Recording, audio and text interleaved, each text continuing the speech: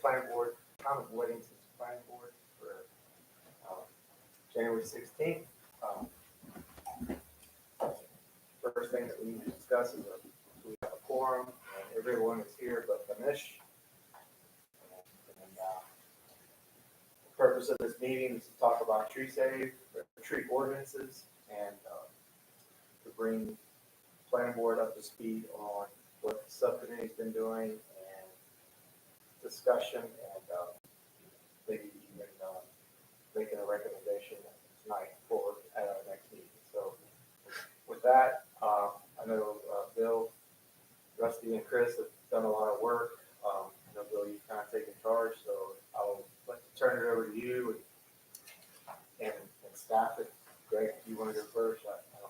I'm having trouble downloading mine. Is there a, oh, yes. Although my notes are all on my notes, I'm like this smart.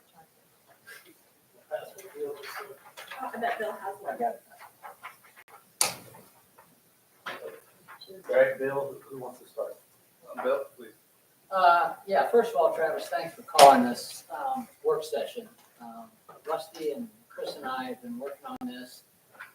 Very, very complex, very confusing. We've had a Zoom meeting on it.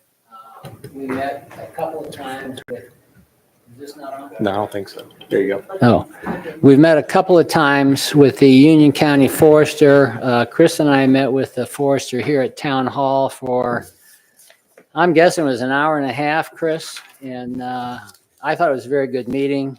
The forester had a lot of information. Chris has a lot of firsthand experience. So we discussed a lot of issues, and we actually asked the urban forester to take a shot at writing an ordinance for us. So he did that, sent it back, had a follow-up meeting with the forester, made some adjustments to it, and what was sent out and what you have in front of you now is a result of that. And I don't know how you want to approach it. Rusty, Chris, you have anything to add? No, other than possibly just working through it. I know that there were a couple things brought up that I was not thinking of and did not have much experience with forestry. I just know there's like a look back period, but I would say that would be a good discussion. But hey, jump into this. And I mean, again, at the end of the day, I'm gonna make my point clear is canopy preservation and historic heritage tree preservation.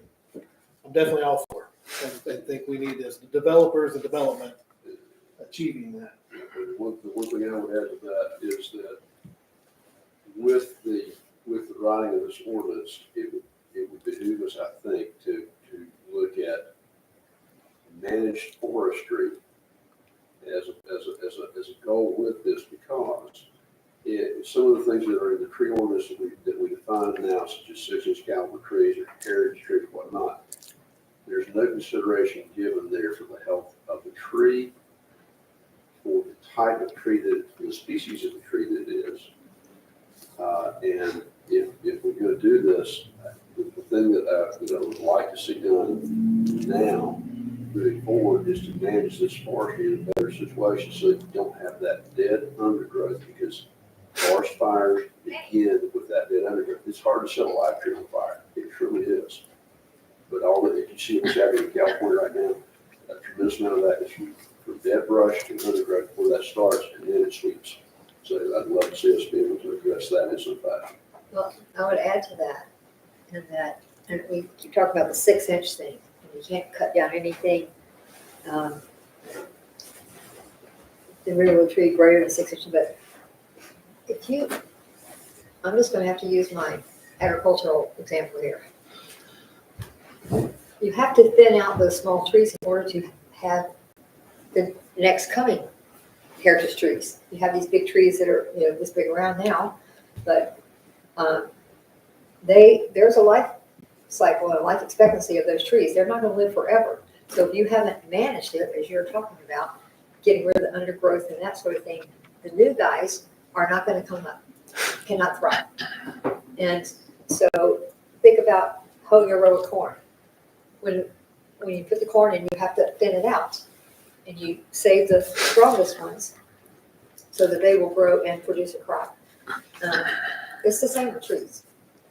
So I'm Yeah. right there with you, buddy. I have little to no mercy for a 6-inch pine tree. Yes. And there's a ton of invasive species around here too Right. that hurt the cause as well. About forestry management. Again, that's How a do good point. how do we categorize like sweet gum trees? I know it's a hardwood, but is that what we're trying to say? Because we talk about invasive species, man. Ugh. They're not a, that's an invasive species in our area considered. I'm not sure if they're listed on one of the things this is proposing is we have in our ordinance, the approved tree and shrub list. Yeah. One of the things which is, I believe, Greg, you agree, probably outdated, hadn't been looked at for a while. So what this ordinance says, a couple elements, it's saying, go to the Union County Urban Forester. He maintains the list and he also maintains how to plant stuff. And that list could be looked at. I don't know whether that's on there. If it's an invasive tree, my guess is it's not. It's considered invasive species in municipalities I work in. That is not a tree that they, Yeah, and I'm, like I said, we'd have to look at the urban forester's list, but because it is invasive, my guess is it's not, but I don't know. We'd have to look Well, at his and the list. reason I'm asking is because on our farm, which is in conservation, it's not ever gonna be logged or whatever, but still. Those things are way over those. Mhm. They've been there for decades, so, and they're pretty fast growing. Board members, if I may, the two considerations they're talking about invasive species is, do we allow people to plant those as a street tree? No, we would not do that. We don't now. And our list was outdated. Our intention and one of the first recommendations I got since I started this position was to get rid of the list we have and go with what the urban forester has. This should accomplish that. Then two, the idea of determining what species can and cannot be removed. I'm not sure if we're in that kind of scope that you can save this kind of pine tree, but you can cut down this kind of pine tree. I'm not sure an ordinance can do that or should do that. Greg, would it be out of line to say that the goal is to have a mature deciduous canopy? Absolutely. Absolutely. Okay. Okay, that's what we're at. Yes. yeah, just as a little background, the subcommittee went and, like we always do, we gathered all of the ordinances from around the area. The urban forester actually did that probably more thorough and with more locations. His comment was, and I think Chris made the same comment, one of the toughest tree ordinances around is Charlotte. And so a lot of the stuff that's come into this is currently in or became consideration from the Charlotte ordinance. And so I guess I would propose I can just walk through what was in your pack, and as things come up, there were actually two things. One was, I'll call it the general heritage tree ordinance that was in there. It's not part of the development ordinance, but this one basically says, it defines, and we've got to work through this. Right now, the proposal is we define a heritage tree as 20 inches or larger. The focus is on oak trees. In talking with the urban forester, he was saying that will get 90 to 95% of heritage trees. There are a few others, I don't know what they were, a chestnut, a hickory, whatever. But in an effort of kind of trying to keep this simple, rather than chase that other 5%, which would add a lot of complexity, the subcommittee's proposal was focus on oak trees. And then, but the general ordinance basically applies not to the developer, but to a homeowner. Let's say this is after the development process. And it basically says it's requiring the homeowner to get a permit from the town, authorizing removal of a heritage tree, and it says for the following reasons. A heritage tree is dead or dying. A heritage tree is diseased. Heritage tree is damaged or injured to the extent it is likely to die or become deceased or or that constitute an immediate hazard to a person's property. Removal of the heritage tree is consistent with good forestry practices as determined by the Union County Urban Forester. Removal of the heritage tree will avoid or alleviate an economic hardship on the lot or parcel. Then part 2 says the town shall not issue a tree removal permit except upon number 1, which I just talked about, of a completed application, determination that the issuance of the request, the tree removal permit is authorized, well, basically says we're not going to issue the town won't issue a tree permit unless it falls under these 1, 2, 3, 4, 5 categories that were outlined. It's kind of like if you want to put a swimming pool in, you got to come out and get a permit from the town. So that would be a general category versus the big long one that we're getting ready to talk about is the actual development ordinance. Anyone have any questions on this one? I haven't seen that. Yeah, I I don't don't think, see it in I this don't see package what either. you're talking about. That's not in the pack. That wasn't in the pack. Oh, okay. Bill, there's one thing that listening to you go through that, there is one thing that I would like to add, and I'll throw this out to the rest of the table for conversation, but you need to have something in there about the trees that fall within the utility right of way or the canopy falls in the utility right of way, because we've all seen what Duke Energy does to the trees that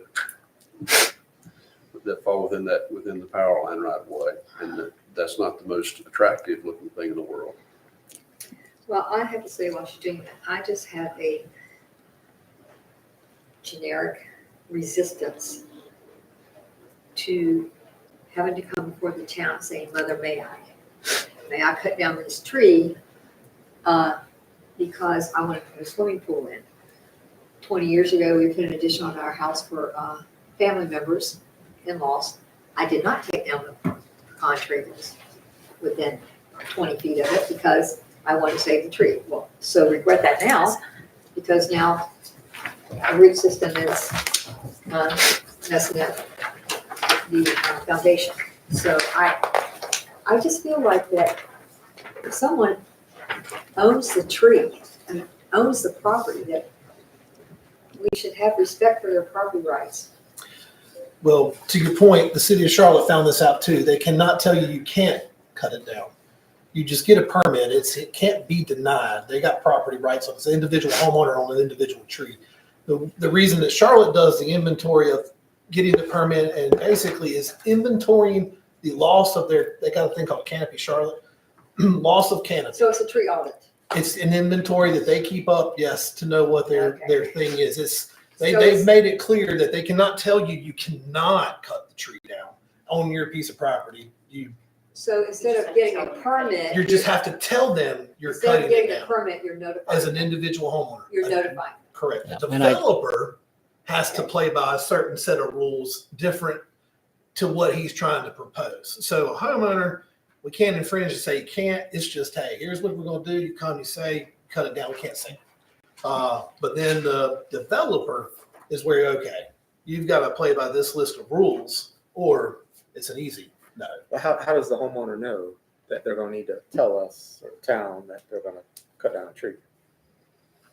It's a good question. That's a good question. How does a homeowner know they've got to get well, A pool's one they, thing, a that pool makes they more know, because sense. if they go to Union County to get a construction permit, the first thing the county says is, do you have a permit from the town of Weddington? I think it would be probably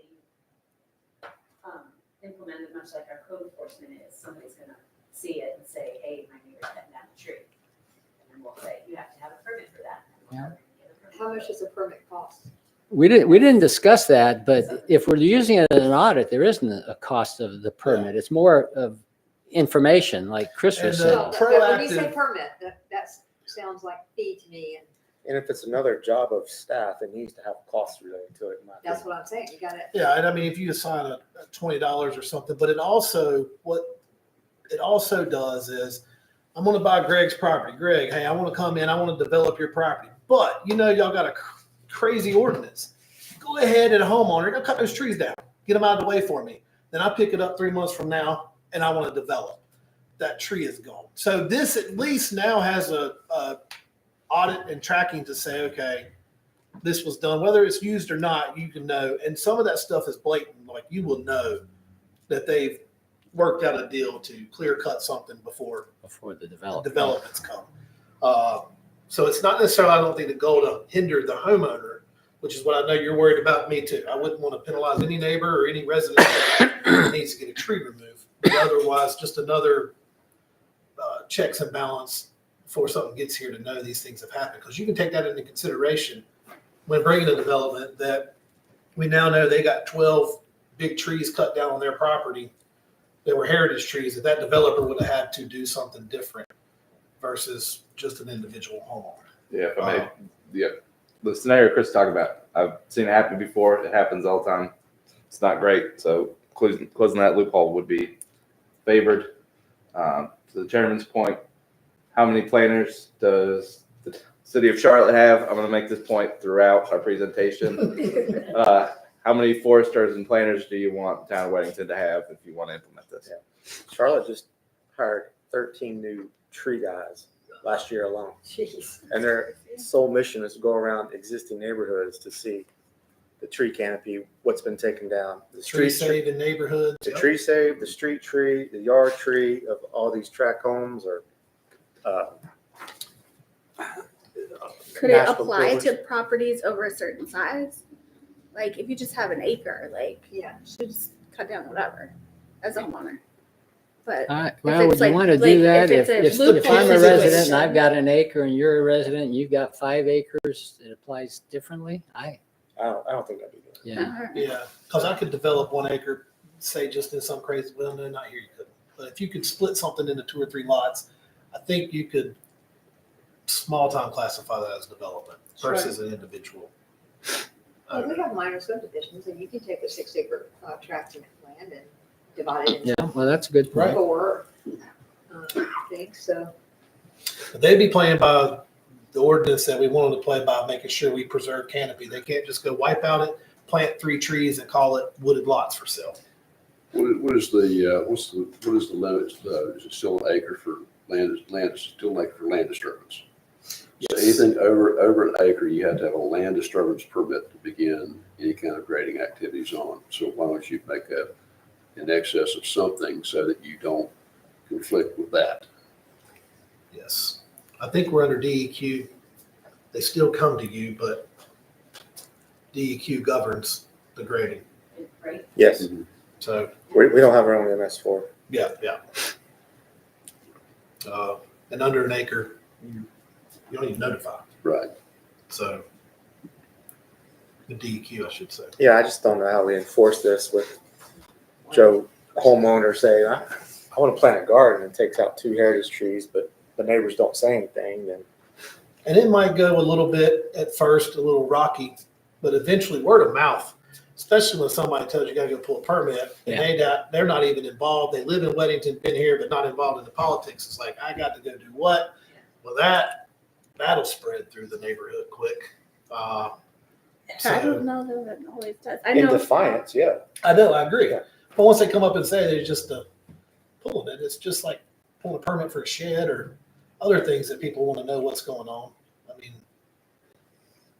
it's just a start. And again, if it doesn't work, then it doesn't work. I think it'll be easily flushed out. But I think again, it just helps more so the developers coming and working out behind the scene deals with homeowners to hold them accountable to having to develop at a quality that Weddington Is deserves. there, kind of the same thing, will there be an exception, for example, on solar panels and things like that, people are wanting to do? I mean, you gotta get rid of the trees. Yeah, and I think any utilities, stuff like that, like he said, if Duke wants to come through, they're not asking anybody. They just do it. I think if you're gonna do utilities, solar panels or something in the future, that again is, to some of his list falls in that criteria of saying, yeah, again, on an individual homeowner basis, we're not Yeah. worried about the onesie twosies. I think the catch-all was number E, removal of a heritage tree will avoid or alleviate an economic hardship on the lot or the parcel, basically on the resident. So kind of summarize, any other issues on this one out of, I thought what I heard, we should have a cost for the permit. I agree. How much? I don't want to add staff responsibility without, they have enough going on, so it needs to. Is there a cost for a pool permit? Yeah, except that'd be considered an accessory permit. It's $50. Okay. Cheapest permit's about $27. Yeah, I was thinking in the $25 I was thinking $25 That's too. kind of what I was thinking about back in my head. Yeah, Is that per tree or per resident? Well, you can almost do it per resident, per project. If they're gonna get 3 trees, don't pay $75. Pay $25, It's submit not- how many trees you're clearing out. but if you're cutting down three Expensive. trees, I mean, initially I would be a little suspicious, to at least to the point you were making. You know, Yeah, I think it'll be obvious when we come in, if we have an inventory and you know this parcel's coming up for development and 3 months ago, X amount of trees that were quality, the Yeah. homeowner took trying to out. come in through the back Yeah. door. Again, you're also talking about 3 heritage trees, not Yeah. 3 trees. Yeah, Not these three are, trees. these are just Not 3 heritage trees. 3 heritage trees. If we define a heritage tree as 20 inches, Yeah, well, it wouldn't be a 20-inch pine. It'd be a 20-inch in the oak. right? So and- again, it right, would be- right, It'd be a quality tree that they're coming yeah. to remove out of. I can't imagine too many people wanting to do that, but again, you try to cover it and you try to protect yourself from the back door. Yes. Well, I'm confused about is someone's property, how did, you talk about getting there before the developers get there. You mean someone is living there on the property, right? And then they come and and start cutting down the trees, they themselves or have it cut down. And then they The sell it. developer pays for it though. Okay. And then they come in and ask for a application for development. And now it's too late. Now the trees aren't there as they come in, so the developer has no accountability to replace canopy or anything because the trees are gone by hunger. They do ponds a lot. They will go breach the dam of a pond, get you to do it. So the pond doesn't become a wetland, a buffer, they dry it out. They will not submit plans until everything's kind of, oh man, the pond hadn't been working, this is this. So again, it's more of a extra line of defense to catch something. And it's not, somebody coming in with a 2-acre development, that's not going to be, you're going to look at a 15, 16 acre, and if they pulled a permit to get 8, 12, or for $25, get those trees gone, then that developer didn't have to do any replant or canopy. It's just a game they play. So- There's a good example at the roundabout at Beulah and Waxahachie Trail. I guess that would be the southeast corner. Mhm. Yeah, southwest corner. Like Twin Lakes. Kind of diagonally across the street. They cleared out all those trees, Right, okay. and I believe that parcel is in Wesley Chapel. And they have a pretty strict canopy order, They have a strict one. and They did. the developer didn't do it. So So now he gets to develop technically, Right. not, It's gotten around the ordinance. Yeah. So, Well, I'm gonna have to acquiesce to people who know more about this than me, so. so on the general ordinance, and I don't want to rush things, but I want to kind of keep us moving because Yep. this is going to be this. If I could summarize, we're saying people are okay with the heritage, this ordinance, I've made a note, a permit fee of $25. yes. And there will be a level that needs to be touched on in the summarization, I would say, education to our community about the ordinance, the permit, and possibly what a critical root zone is to what they are as well when they see things. Because I would say that the critical root zone would be protected in any kind of addition to a home. Yeah. If you've got a heritage tree and we want to protect it, and he's wanting to build his ADU at his pool, well, you need to go to that critical root zone, tree fence it, keep that tree. But that's if people want to keep the tree. This is if people Correct, want but to you take. got the critical root zone in this definition, so I would think that would be some public. Okay, yeah, I Just believe, again, I believe, public awareness as to what these words are. yeah, I that the believe, average Chris, person's the not gonna- definitions were not necessarily tied specific to this. Oh, They I just, gotcha. they just happen to be on the same page. Gotcha. So Gotcha, the, gotcha. So- One thing I do want to change that would like to see, at least throw it out there. We limit this to species that is oak. And I would almost like to say, Well, can we just say deciduous native tree? if you read the ordinance, number one, it starts off with heritage trees. As you go to definitions, which will be in the ordinance, heritage tree, a 20-inch at DBH or larger in the oak genus, Quercus, Which is oak tree. which is oak Which tree. is 100. So it's already defining, Yeah, you define, but you've limited, you know what I'm saying, is you've limited it to oak, but you also have in native to the area, you have hickory and maple, and there's a lot, right now, there are a lot of developers that are planting, October glory maples are everywhere. But as a So we're gonna homeowner, look do I have to down the know what road. kind of tree I want to cut down? No, Like, to his point, if you see deciduous, you would know. If you say deciduous, then you're gonna, the deciduous native species. I like that. One that loses his weeds. I like Yeah. deciduous native better than Then the focus. oak family. Yeah, oak family. 'Cause that gives tulips, that gives a lot of bigger trees in. so, okay, But to the urban forester's point, he was correct in development. If you just said oaks, in our area, you've got 90% of our tree canopy of what it is. But I think Rusty's got a good point. Deciduous, and that keeps into our theme of saying we're trying to protect our canopy, not just the oak tree. so, all right. So when we're saying, someone summarize for me. A tree 20 inches or greater at diameter at breast height, Not just oak? A deciduous native tree, deciduous Yeah. native tree, 20 inches. 20 inches or larger at the DBH. Deciduous. would a hardship be like, I'm dealing with this personally, but I have roots in my septic lines. Yeah. So that's a hardship. Okay.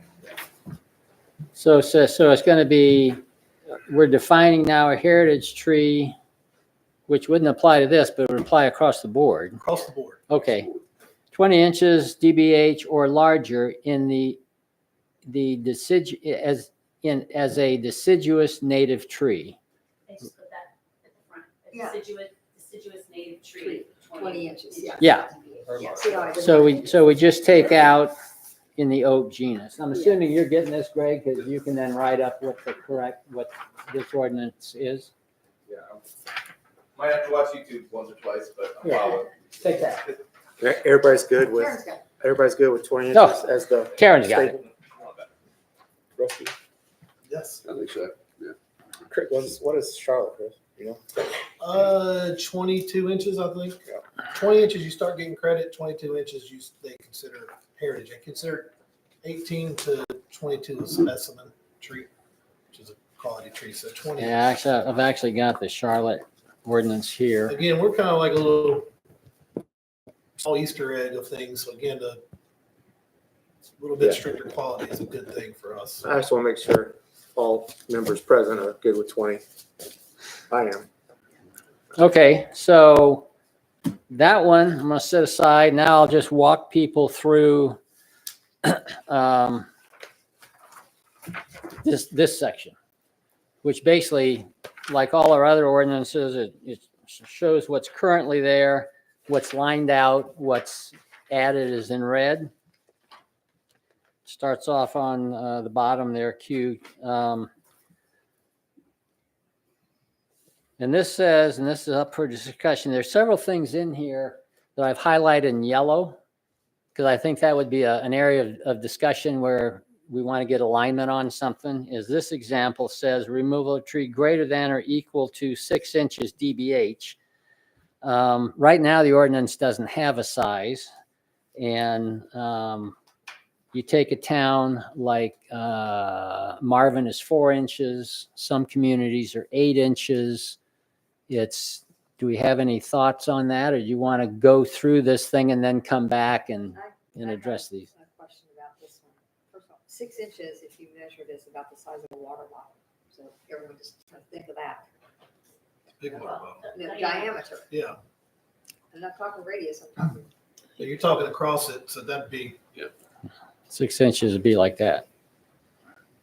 That's a big ass water bottle, Nancy. No, I'm just saying, it doesn't say that. Where does it say 6 inches? I read Six it as perimeter, as a, DBH is diameter at breast height. Diameter at breast height, which is 4.5 feet off the ground. Diameter okay. of the- Well, the next question I had was naturally occurring located outside the buildable area lot?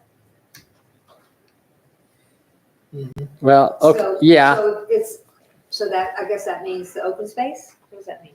it could be open space. It could be, well, all right. Like, maybe we should come back I'm and, gonna and draw put it sizes before on you it, pass but down. setbacks, existing street right-of-way easements, utility drainage easements. Here, Chris has the, Yeah, it's a great point. When the sub and I first met on this, we drew out that kind of buildable area or concepts to make sure that we all understood. Essentially, the rectangle is your lot, and the smaller rectangle within it is your buildable area. it's where you like, can it's place like your this, structure. Nancy. Here's some lots. Here's the buildable area. This, Side setback is 15 feet. So from buildable area to buildable area is 30 feet. This is, what's the front setback? 30 feet? Generally 30, yeah. Generally 30 feet. And this is, back is 40, 50. 40, 15, 15, 30. So it's actually, if you're doing R40, you go. Let's 40 just foot say setback. 50. So what they're saying is if there are trees, let's say in here, Yeah, I um, understand the oh. buildable, I understand the buildable pad, if you will, okay, but I need her talk my way. I, It's a nut. I- It's maybe across 3 inches. No way. This way? I'm still No. wondering about the, Yes. located How outside, big is so you can't cut down anything. Yes. of whatever the dimension we land on, unless if this is a drainage easement, a lot of times that's drainage easement between the houses. Oh, but A lot of times it's drainage easement across the back of the lot. Closer. So then that, This big. They get That's at breast height, 4.5 feet. so that's what we'd be talking about. well, if there's a drainage easement there, that's not a buildable. Right, that's what I'm saying. Okay. If it's not a drainage, like I'll take my house for example. I'm sorry, I thought this was one lot. Oh, no, this is 2 lots. Yeah, well, you're over here drawing. it. Okay, I'm sorry, this is 2 lots. Okay, I get what you're saying. So for, let's just put a 3rd lot on here. All right, same thing. Yeah, I understand. This is a drainage easement, so it doesn't apply. Does this include floodplain? This is not a drainage easement, so it would apply. Hey, I said- Oh, okay, I'm sorry. Yeah, I get it. He's saying leave the peripheral touch alone. So did that, I just didn't understand Clear the whole. drawing. Just clear what you need to do. okay, First. yeah, I'm not an artiste. No, So you I want just it didn't see that clear. part. in Okay. floodplain or whatever. Yes. Well, You leave it. So did everyone 'Cause that's- follow? yes. Isn't that, aren't we talking about 2 different things though? Like, street ditch and curb, or ditch versus curbed, so mass grading versus just cut in streets? Yeah, so it goes to say about the proposed street right of ways, easements, utility and drainage easements, pools, lake streams, ponds, lake streams, and their buffers. Subsequently after that, and required zoning setback. So you would be able to, in a development, get your infrastructure in. And it's kind of, okay, here's what your lots look like at the end, after grading, you're gonna have to preserve. Because otherwise, again, playing from the other side of the table, they're gonna easement the hell out of this whole subdivision and say I can clear easement for this, easement for that, whether it be legit or not.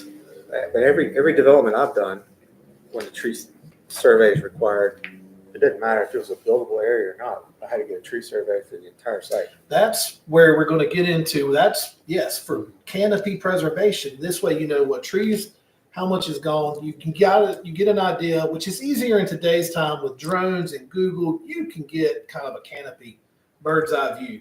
But the goal of what those are and the intent is canopy preservation from Marvin, Wesley Chapel, and also accountability on what caliber of trees. So they get heritage trees. Some people charge for specimen trees and some other things. And from a development standpoint, if you're removing X number of percentage of the canopy, then you want to restore as much of that, because as we said, we met with Greg the first time. When you look at a lot dimension and you take the front of the lot and you take the two side setbacks, which are typically going to be some kind of utility easement, or you have that little bit of setback on that side, really you're only talking about preservation in the rear of the property.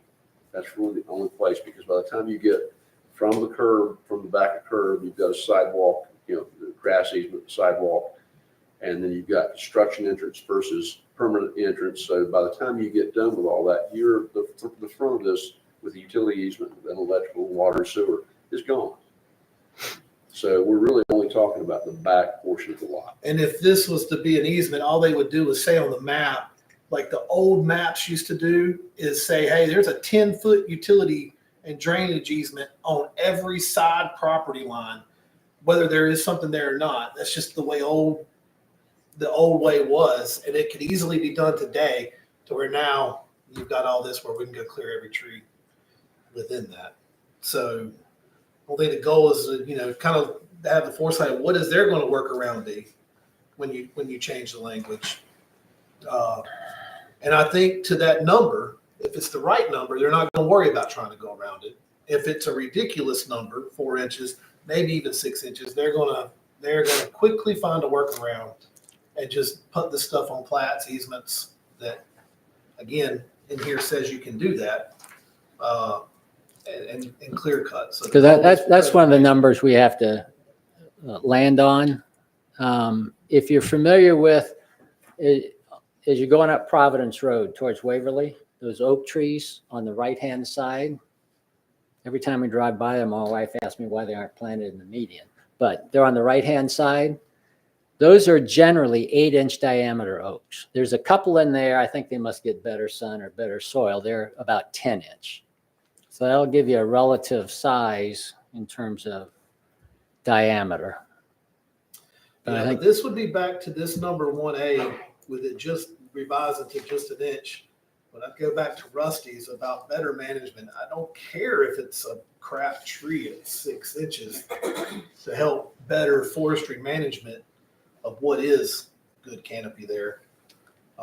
You probably have seen it the same as I have, is you'll see that a very ugly piece of tree left because it was in the ordinance that it had to be left, and it should have been taken out at that point in time and replanted for something else. Yeah. Those are the things that people don't realize with trees, and I've learned a lot with trees due to Charlotte's ordinance, is how they suffocate with compaction, how that critical root zone, you start by developing, it's like a donut. You hit so much of it, that tree's dying. Right. So we're counteractive, or we're rowing in the same boat opposite ways, trying to force them to save something that hurts it in the end of the day. But I don't mind if this was stated as a higher inch tree to make sure we got a quality preserved. And I feel like maybe naming something about the type of tree and quality of that. Again, no, I'm still falling back to the where the longleaf pine stay. Great. If you live in sandy loam soil, that's great, wonderful. They're all down east. The big ones and the nice ones are down east. I have some nice ones on my property. Yeah, you nuts. But generally speaking, I know. you get the scrub pines in this area. There are a lot of them, and it's a secondary growth. Eventually, Mother Nature's going to take that out and replace that with a mature canopy. But it And may I don't take know 6 years. This paragraph gets us anywhere really in the development scheme of things that of what we're trying to do. I don't know that this sliding this in does anything. Because I mean, you can't enact an ordinance of a tree that you can't remove, but you still got to build the place that you approve in a subdivision. So it gets to be, like you said, that front being gone, we need to figure out how to preserve some sides and rears the best as possible. I think some of it's being done in the canopy preservation in the following ones to say, you know, hey, you can't, you got a wooded So lot. you're you saying can't to cut strike anything. that whole 1A thing out? I mean, I'm open to discussion on it. I would like to see if we're going to keep it, that it specifies quality and good forestry management wording, something in there. I don't know what that wording would be, but urban forester could help us with that. Yep. And that diameter 6, I would increase to just make sure we're actually saving a quality tree Increase it to versus just saying 8. save that tree. I think 8. I'm kind of with Chris on that one. I think What- 8, because at that point in time, you're talking breast height, Yeah. you're talking tree. that's Yeah. this What big. are the board's thoughts? 8? Again, I don't want to rush this, but you know, Yeah. this is, And I would still make some notes to talk to the forester about to Russ's point and Nancy's, about our forestry management side, so we're not hurting ourselves with this. If we could add some language that doesn't just mean every 8-inch bamboo or whatever tree. Okay. Something that identifies a quality tree. Yes, Okay. yes. all And these right. foresters have some fancy words too. So. Okay, No way. if we're good, let's move along to B. I saw them at Bike Week. And what B does, it's the canopy approach. I mean, most of the municipalities use a canopy approach versus specific trees. When I first started looking at this, I thought the canopy was really very complex, but after getting into it some more and listening to Chris and a few other people, I think the canopy is really, I'll say, simpler. So basically what it does, and this was lifted off of several municipalities, but if you look at B number 1, it basically falls into, there's 3 buckets there. Development sites are calculated to have less than 20% tree canopy in the buildable area prior to development shall preserve a minimum of 10% is tree safe. If it has 40, if it has number 2, then says if it's between 20% and 40%, there would then be a minimum of 20% tree save. If it's more than 40%, then it's a 30% tree save. So it's kind of a scale. So that defines what the canopy tree save is. And then if you go to number 4, it says that the applicant shall provide what the canopy is. The percent canopy may be calculated using aerial photography and verified if necessary by ground measurement. The method of canopy calculation must be approved by the Union County Forester. So I'll tell you a real quick funny story. I always like to do examples, work through something. And what I did, maybe I don't have it here. Oh, right here. I tried to take a known parcel, and this was part of the deal land. The deal was made up of multiple parcels. So trying to take it simple, I took that and I said, oh, okay, you can do an aerial. Well, I know this lake would not count as part of the buildable area. I know this, I call it the eagle perimeter, would not count as a buildable area. And so I'm measuring everything. And I thought, well, no, you got to do more than this, because there are steep slopes, there are creeks and streams. So and I'm looking at Chris here, I think even with any aerial, you're almost going to have to go in there and do an actual look. It could be, but you can scale that area. I mean, I don't have the right software and stuff to do that, but I Google mean, Earth will do it too. The urban forester, that's what he'll quickly do, is just Yeah, I'm sure they pop, have pop, a pop, pop, process. pop. Yeah. Okay, here's a rough area. And I would say for urban forestry and us, that would probably be adequate enough with these aerials, the way you've got it worded, to deduce an area of canopy. Now, you would have to from that point, you're just looking at the raw land. But the forestry and what you usually send at an exhibit with an aerial is your site overlay with Yeah. that. Yeah. And then say, okay, here's where this is, here's where this is. We're tearing out X amount of percentage of canopy. We want to either put it back or preserve it in some shape, form, or fashion. And in, Not buy a tree in the front yard. I mean, literally, these developers, it's, in working with the urban forester, when Chris and I met with him, and then I met with him again later, he basically says, I'm an asset here to serve you. You know, contact me. We were talking about site walks on conservation. He said, I've never been invited to one. And I said, well, we'll put you on the list. So he's a resource that wants to be engaged.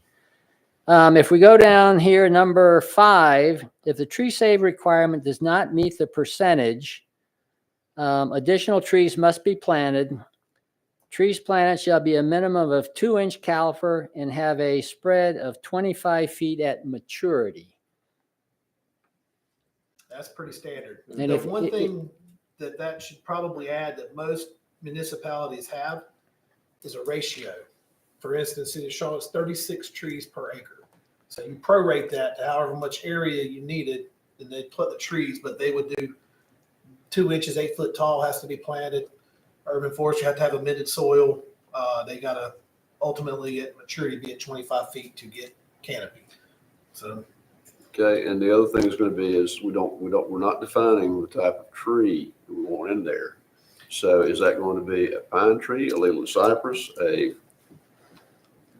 is that going to be? 'Cause again, Well, do we want to say deciduous? If you go out to the, if you go out, Or do you want, or, you know, not that got anything against the pine trees, Nancy's got pine trees. right, So, do you want to say that, give a percentage in that must be a native deciduous species? okay. per the approved urban foresters. Yeah, per list his, that we got. Yeah. so what's our percentage? Deciduous versus pine. I'd say all deciduous. So we're trying to get canopy back. If you're trying to get a canopy back, then. Well, let's just, is it all deciduous? All right. That's where I was thinking. And he can give and recommend a good list of canopy trees to meet this, that they can even. Yeah, actually, if you go out and look at his list, it gives the common name, the Latin name, and the spread. Yeah. So a developer can go and choose, which type of tree. And I'd like that because that doesn't prohibit the developer if they want to put in a screening tree of some sort, an evergreen. They Yeah, can see, come that's in, what I was- they can add that in addition to what Right. they're planning That's here. what I was gonna say, these deciduous trees, Not good screens. yeah, they're not. And we have planted some pines along our border because we are now surrounded by houses that have nonstop continuous lighting all night. And so there has to be something. So to say that you can't use It's not saying they can't. We're not saying they It's can. just saying saying if that- you tear out this canopy, you're gonna put canopy back for us as a community. And if you want to put in pine You for wanna add it screening, and you go can do screen that too. buffer and plant more and shrubs and beautify it. That's This is a minimum. It's not a maximum, but the minimum Right. must be met with canopy trees. Yeah. How can you say it's a minimum of 100%? the But tree what- has to be 100% of a deciduous tree. You can't. You're not What gonna if you take don't our have canopy room? and plant a pine tree back. That's what we're saying. what, That's what what if she you said. don't have room to do Yeah, all of couldn't that? use that. What if you don't have room to do all of that? I mean, if you, Should there be like some wiggle room? I think so. Like a I think 75, yeah. 75% or something that's 75% of what? Of the 75 canopy. of the trees are the deciduous trees, and then they have an option to do. It's still, yeah, because I mean, Magnolias, Leland cypresses, stuff for landscaping to get Yeah. credit for it. I don't know any ordinance that does canopy preservation that gives you credit for not a canopy tree. yeah, I know, and that's what we keep talking about, canopy. But That's what we have here. That's what creates the oxygen. That's what beautifies. And now you're gonna let everybody rip it out and not plant anything back. And if you leave it to the developer, they're gonna put one little tree that's gonna be dead in 6 months and you get nothing out of it. This way, by the time my youngest kid, who just turned 9, is 25, still living in Weddington, these trees now have spread again, and we're back to having canopy and But- hardwoods. Even your grass, even the grass creates oxygen and that sort of thing. It takes carbon dioxide out of the soil. It's not like deciduous trees are the only thing. I'm saying it's the only thing, but I'm saying that's what I love about while I'm here is having. Yeah, I mean, Well, I don't I- want to get you an argument about it. I'm just saying that deciduous trees are fabulous and they're beautiful specimen trees. We have them around our farm all over the place. But I also think that there's a place for coniferous trees, And evergreens. and they can do that. They can. It's just not in a tree canopy ordinance. Okay. Because it doesn't Okay, hit I'm the not gonna fight canopy. about it. Okay, number 6, if root disturbance or construction activities occur within the critical root zone of any tree designated as protected, only that area that is not affected by construction shall be included in the calculated tree preservation. My understanding of that and talking to the urban forester is if I've got a protected tree, and let's say it's got a 25-inch spread of canopy. And in this, if you take under your construction and you go into that critical root zone, which basically we're saying you're not supposed to, and let's say you take out, I don't know, 10% of that critical root zone, you have to take out 10% of that. You can't count that 25 foot is spread. Yeah, you pull that out of your canopy counts. So you pull that out of your canopy calc. Everyone okay with that? How is that enforced? Pardon? How is that going to be enforced? Code enforcement. We do, want the inventory up front. So to step back a little bit, subsection B, the value here is the burden is on the developer to provide the survey, the true canopy, to get that verified by the urban forester. So that's great. But we usually want to designate the protected areas up front before they start doing anything. So this circumstance where they're disturbing the areas they're not supposed to, that should never happen. And so we shouldn't need to specify it, or at least, it doesn't have to be anything complicated.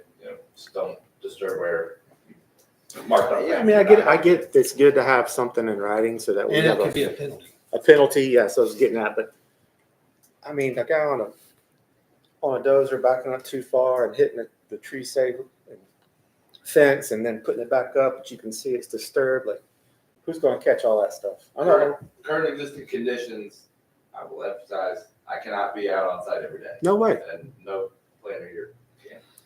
But I don't think that's a reason not to have it in there. I agree. If I mean, the neighbor I- sees it and catches it, it's just the I'll kid. be- If it's I'll be- 25 through here every day. To his point, you go 55 and don't get caught, but one day you do. It was posted. It was consequential. So is the fence around the tree around the critical root zone Yeah. too?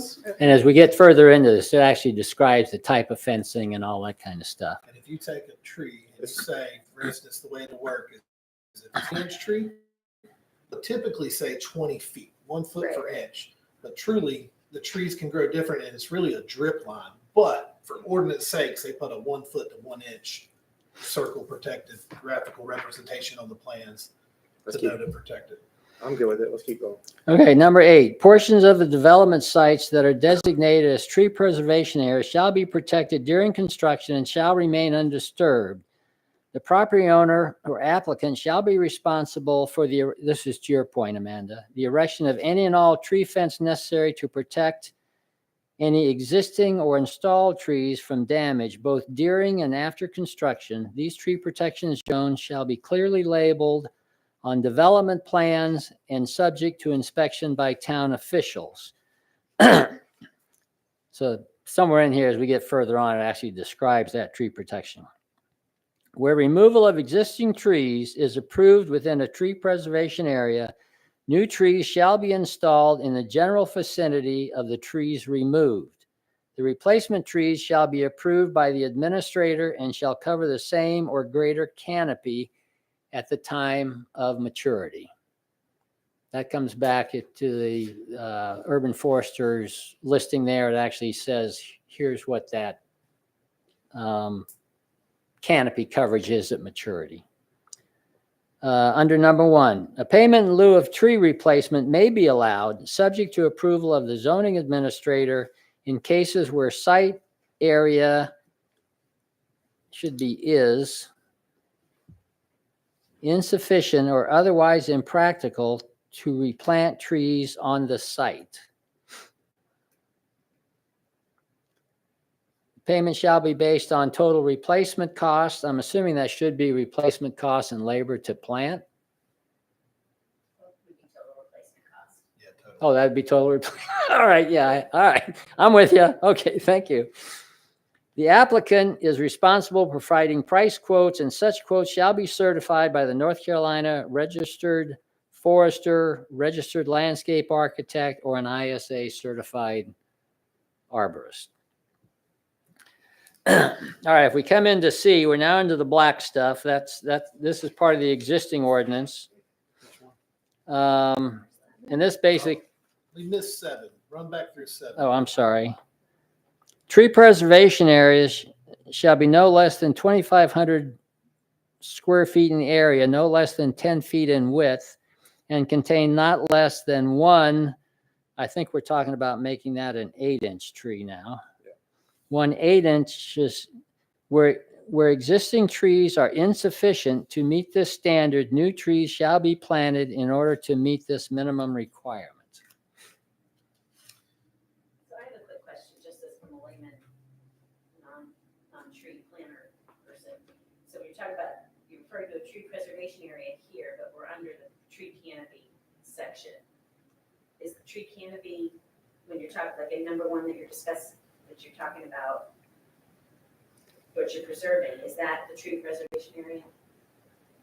Like when you went up in number 1 to say, classes, development areas that are calculated to have less than 20% tree canopy in the buildable area shall preserve. Yes, Okay, that's the tree preservation area. So this is referring to that area up there. I yes. just wanted to- That's my understanding. Yeah, okay. Okay, back down to C, and this is basically our existing stuff, that each lot created shall contain 1 existing or planted canopy tree for every 40 feet street frontage or fraction thereof. Alternatively, canopy trees can be placed at 40-foot intervals along the street front. Street trees shall be a minimum of 4 feet and a maximum of 12 feet from the right of way. That's basically what we're calling the street trees. That's in the ordinance now. The next one, D, it's basically saying, hey, if you're a 1 acre lot or more, you have to have 6 trees, 2 of them in the front, 2 of them in the back. If it's less than a 1 acre lot, you have to have 4 trees, 2 in the front. I don't know, it says 2 in the back, or you just have to have a minimum of 2 in the front. Okay, 1 second, Bill. No, Christian, question for Greg here. Right now, that again, I'm backtracking to C. One of the dumbest things I see in development at this point in time where trees are concerned is you have back a curve, you have about a 2.5 to 3 foot strip of grass or 4 foot strip of grass. You have a sidewalk, but they want a tree planted in between that is going to reach at mature height. At maturity, is going to reach 15 to 20 inch caliber, and is going to destroy both the sidewalk, curb, and the pavement outside. It's the same with, I call it the grocery store parking lot, the parking lot trees. Not as bad as the parking lot trees. I can argue for this a little bit in that area between is not wide enough to support a healthy tree. That's true. But it's the easiest way to ensure that they do it in a public realm and people don't interpret the tree as private or theirs, because if you force them to put it in their front yard in the center of their yard, people cut them down. People don't like them. It blocks their sunlight. They cut down those trees that we've been requiring in the development process. You want it in a quasi-public realm in between those areas so people understand that it's for the benefit of everybody, not the private person.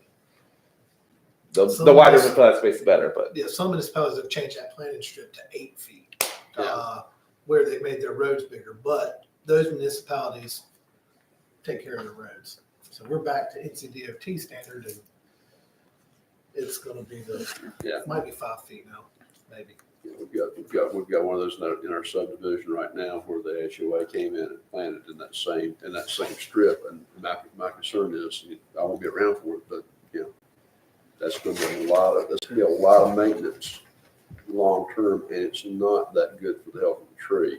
Do we need to look at that planting strip in some fashion? Or possibly pull the sidewalk closer and plant the tree on the other side? I would rather have it disrupt the sidewalk than the curb. That's still NCDOT's. What's that? That's still NCDOT's right away. Yeah. Street detail. Our council's requested some more information, particularly from you guys, in regards to street design. So we can talk about that at our next scheduled meeting. We can include the landscape strip. Okay. All right, back to D, Bill. D? Yeah. What you got, Trevor? You were finishing up. Oh, it's basically say existing canopy trees outside of required zoning setback. It did say 6 inches. I think we've all agreed that that minimum is 8 inches or larger.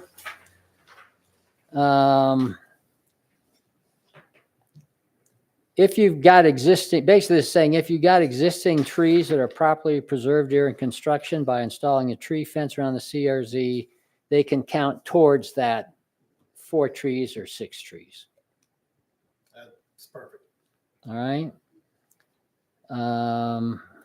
E, areas not falling under the on-lot perimeter landscaping requirements, including detention areas and open space areas, shall be landscaped with 10 shade trees. Basically, 10 shade trees were added and 15 evergreens were removed. And this is per acre.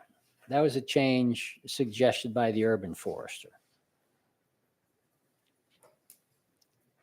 Just type of trees. Anyone have a problem with that? Yeah. Okay.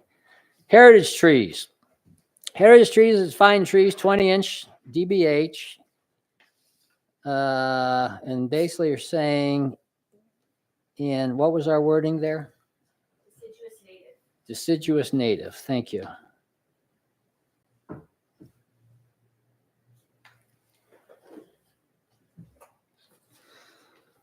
All right, B. All buildings, building additions, and other structures, including but not limited to driveways, shall be located upon a lot or parcel of land in such a way as to minimize damage or removal of heritage trees. No impacts to this critical root zone of a heritage tree or removal of a heritage tree shall be approved unless the administrator finds that all reasonable efforts have been undertaken in the architectural layout and design of the proposed development in accordance with the following. Building placement, driveway, walkway, parking areas shall be designed in such a way as to avoid unnecessary removal of heritage trees. Drainage and grading shall be developed in such a way as to avoid removal or damage to heritage trees and to protect the remaining heritage trees from risk of damage through changes in grade, moisture, root loss. All utility lines shall be bored through a heritage tree, basically instead of digging a trench to put them in. Landscape plans shall reflect heritage trees being retained. The critical root zone of heritage trees on lots adjacent to a lot in question on which construction activity will take place shall be carefully considered and must be given the same considerations as heritage trees on lot in questions. I interpret this that while we want to save as many heritage trees as possible, I don't think we realistically can save every one. But instead of the engineer sitting down there and laying out streets and lots, he's going to be sitting down there with a landscape architect, and the two of them are going to kind of go through the best process to get what they can while still protecting as many heritage trees as possible. I think this section contradicts in regards to septic fields. Chris, Rusty, you're going to damage the critical root zone when you lay down a septic line because it's going to be an open cut, not a bore. And if that's where the county tells you that's where you can have your septic, we shouldn't penalize or reduce. You're gonna have, there's a lot of things, construction practices that are gonna impact that. You're gonna have trenching to get underground power in, you're gonna have trenching for water lines, you're gonna have trenching for, septic, sewer, if you have sewer in the Yeah. area, or septic if you don't. You take into consideration what is the area, what's the proximity of the tree and the species of the tree near your septic system. You do not want a maple near that septic system, I guarantee you. Well, let me ask you this. Does B try to address that? All buildings, building additions, or other structures, including but not limited to driveways, shall be located upon a lot, parcel, land in such a way as to minimize. We're not saying, That should probably be all of it. I'm sorry, Yeah, Chris? That should probably be all that's there for this. I mean, you just try to do your best, but if it can't, it goes. Well, then what about C3? See, All utility lines shall be bored. You can't do that. That's Union what I'm saying. Power If you laugh just at keep Heritage 1, the definition, and then keep 2B, I think that would get what we're trying to achieve with, try to design and do the best you can to keep the trees. But if the tree has to go because you want to build your house, I got 6 kids, I want my house, the tree's got to go. right. It's not we're saying no, but when you go down to the next one about the no impact and you go to building placement, driveway, walkway, parking, you will never be able to achieve that in a residential. When it goes back up to the all building additions and other structures, we would never. I mean, you got pools that wouldn't work. So it'd be to do the best you could is where I would try to get at with this. And then it's, I guess, So Duke Power is not going to care, and if they want it overhead, they're not boring, and you don't get to pick that as the. well, I interpret this to mean the developer that's running electrical lines They don't. Duke. Duke runs the lines. are okay to the house. Or, all right, so Duke runs that, same And thing. gas and Okay. cable. I Yeah, just have fiber. that's the problem that a lot of municipalities have is they do not. What They're does- their own sovereign nation. They What just does gonna do does they want. Charlotte do? How do they handle They it? they don't. That's the problem. Charlotte Water comes and installs sewer and runs over these people's trees, and urban forestry's mad, and they don't know what each other's doing. And Charlotte Water's like, I don't care. This is where we're giving service. This is what we do. Duke Power will really quickly tell you that they don't care. This is where power is going, and this is where we're installing it. So Would you like electrical service or not? yeah, so the borings is going to be a You don't run water in your house. unrealistic. Yeah, I think that whole line needs to be striked. Which one? Trav? C3. Yeah. Say that again. Strike the C3. C3, all utility lines shall be bored through unless, okay, so 3, we're saying, And 1, you're saying Mhm. unnecessary removal or damage, but when it comes to construction of a house and homes and these driveways, walkways, sidewalks that your ordinance is triggering you to do, it's going to be necessary. So again, the blanket statement up top of just trying to do the best of shall be located upon a lot and parcel of land in such a way to minimize damage to or removal of a heritage tree. You just try if you can. Just Yeah, you're saying like- get rid of all of C?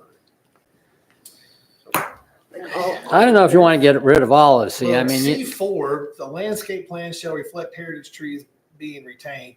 We covered that in the previous pages. I thought about showing the. No, I don't think we did say that, did we? It's just preservation. We did about aerial.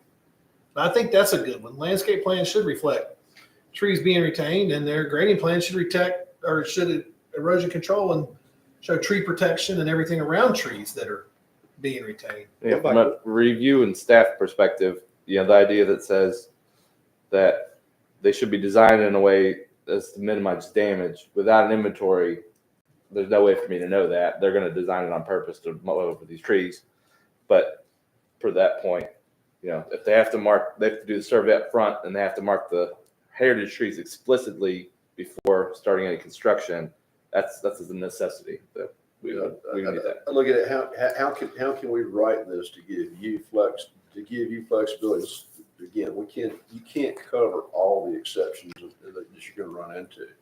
So instead of trying to cover all the exceptions, why don't we put something in place that allows Greg to take what he's gonna get from the developer, sit down with that guy and say, okay, you got heritage trees here, here, this, your road's coming through here, but is there some way to help the developer determine, let Greg help the developer determine what that's gonna be, but give him some flexibility, because again, we're not gonna save every single one, but we're trying to save as many as we Right, can. And the existing ordinance, particularly with the conservation subdivision, I think gives some accountability and some backup there, and that we do the site walk before anybody does anything. So even if they try to circumvent it on the plans or staff doesn't notice, a particularly critical area, the public's going to walk that up front and say, I know where those big trees were. This new site plan that was submitted to the planning board, it looks like it goes through that. They're trying to circumvent something. So what would be your recommendation to kind of bring all this home?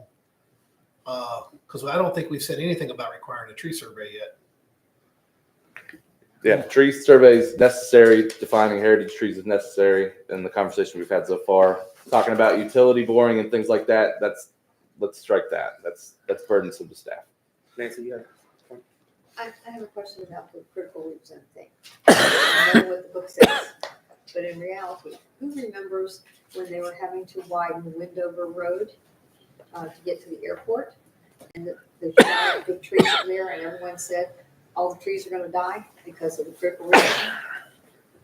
I'm gonna say 30 years later, not a single tree is dead. So this is no lie. So we had a tree we were arguing was dead with urban forestry in Charlotte, and the urban forester comes out and he's like, the arborist says, yeah, the tree's dead. And they wanted to remove it at no cost. And they were like, no, because the tree's dead. He goes, yeah, the tree's dead. But the arborist, both of them agreed it's going to take it 55 years to die. So the city's like, we want our money. So you pay us. Yes, it's dying, but it literally would take that tree. They hurt it so bad. It would take that tree 55 years. So they still wanted their money. It's funny you said that, because that's what it said, 55 years to die.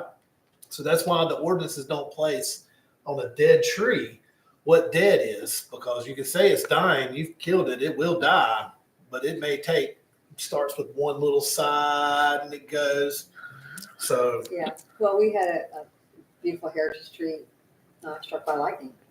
And, we were all standing there when it happened, saw it happen, and so got the arborist out there. We nursed it along thousands of dollars later, 5 years later. He said, this is getting ready to fall on your house, on your heritage house. So we had to take it down.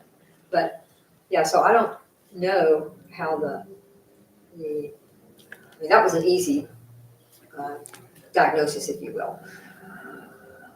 And I have another one, also struck by lightning, that said, it was the guy before Keith came out and looked at it. He said, no, it's not gonna make it. But it's dying, but it's still there, in the pasture. yeah, Let me ask you this on like C1. It says, such as a way to avoid unnecessary removal. I mean, to me, that's kind of like our cul-de-sac ordinance. We start off by saying they're prohibited. Then the very next sentence gives, there are exceptions to everything versus they're discouraged, but yet you have the same exceptions there, or I call them outs. So to me, it's more of trying to establish a thinking of we want to try and preserve as much as these as we can. So you got that mindset on the front end. Doesn't necessarily mean, like Chris said, doesn't mean all this stuff's going to be saved. yeah, they'll find a necessary reason it needs to be removed. But they can't say necessary when it's 20 feet away from the house or something. So they can't just, again, try to preserve it. And then the last one, this 5? has been a crazy topic with the neighbors. So if you got one at the property line and that critical root zone and overhangs on this property, you can't enforce them to go on that person's property to protect the tree the same we would. So you do the best you can at the property line, but you can always ask for permission. But most homeowners are going to tell you, no, you're not allowed on my property. So that one with the adjoining construction activity to be considered and given the same consideration, I think would be something that, the plans would just have to show that they're doing their best they can. on Yeah, well, I their think property. we've got that right now on Luna. If you look, their silt fence runs right through a huge heritage oak, which is on, half of it is someone else's property, someone living there. Half of it's in the area they're developing. My understanding of the way this would work is Luna should put tree protection On their side. on their side, which they haven't done. They've been told about it 3 weeks. That's another problem I have with, we need a very tough enforceable tree ordinance. So that would be that situation where you'd still require Yeah. a tree ordinance. I guess I was reading that as getting on that property and protecting all the tree and instead of doing on your property. I might have been reading that. But then the differentiation here, what I'm hearing is the difference between being two private homeowners and a developer coming in and doing the area. Because that would be more easily enforced. The developer says, okay, there's a heritage tree right next door. As you said, half of it's there. You would put that fencing around, fence right. around that. That's, if there's a heritage tree that Yeah. close to the property, it should be Exactly. on the landscape Right. Yep. survey. Yes, I would even say anything within 25 or 30 feet of the property line should be shown in a tree survey. Because that would be the CRs. Mhm. Yeah. Yeah, it's got to be something. Does our current survey requirement?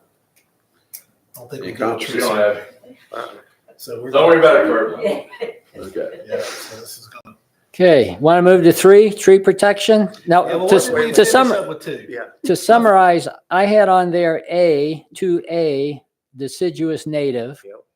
And then 3, taking that out totally, C3. C3. I think we were good with everything else. I'm still saying on C1, there's a typo. What's that? It says building placement. Mine doesn't have a T. Oh. there. You spell it with a T? Yes, I did. And Okay, C2 also good catch. All right. has, C2 also has a typo. For the- Pardon me? Yeah, C2. damage TPO. C2, The end of the first line. Roofing's damaged. terrain shall be developed in such a way as to avoid removal of or damage to poo. Yeah, you guys are getting really tough here. All right, thank you. Chris, did you have something about 5, C5? No, if that's what it meant was to do it on your property, I was reading it as to go on the other property. Okay. So I'm good with it.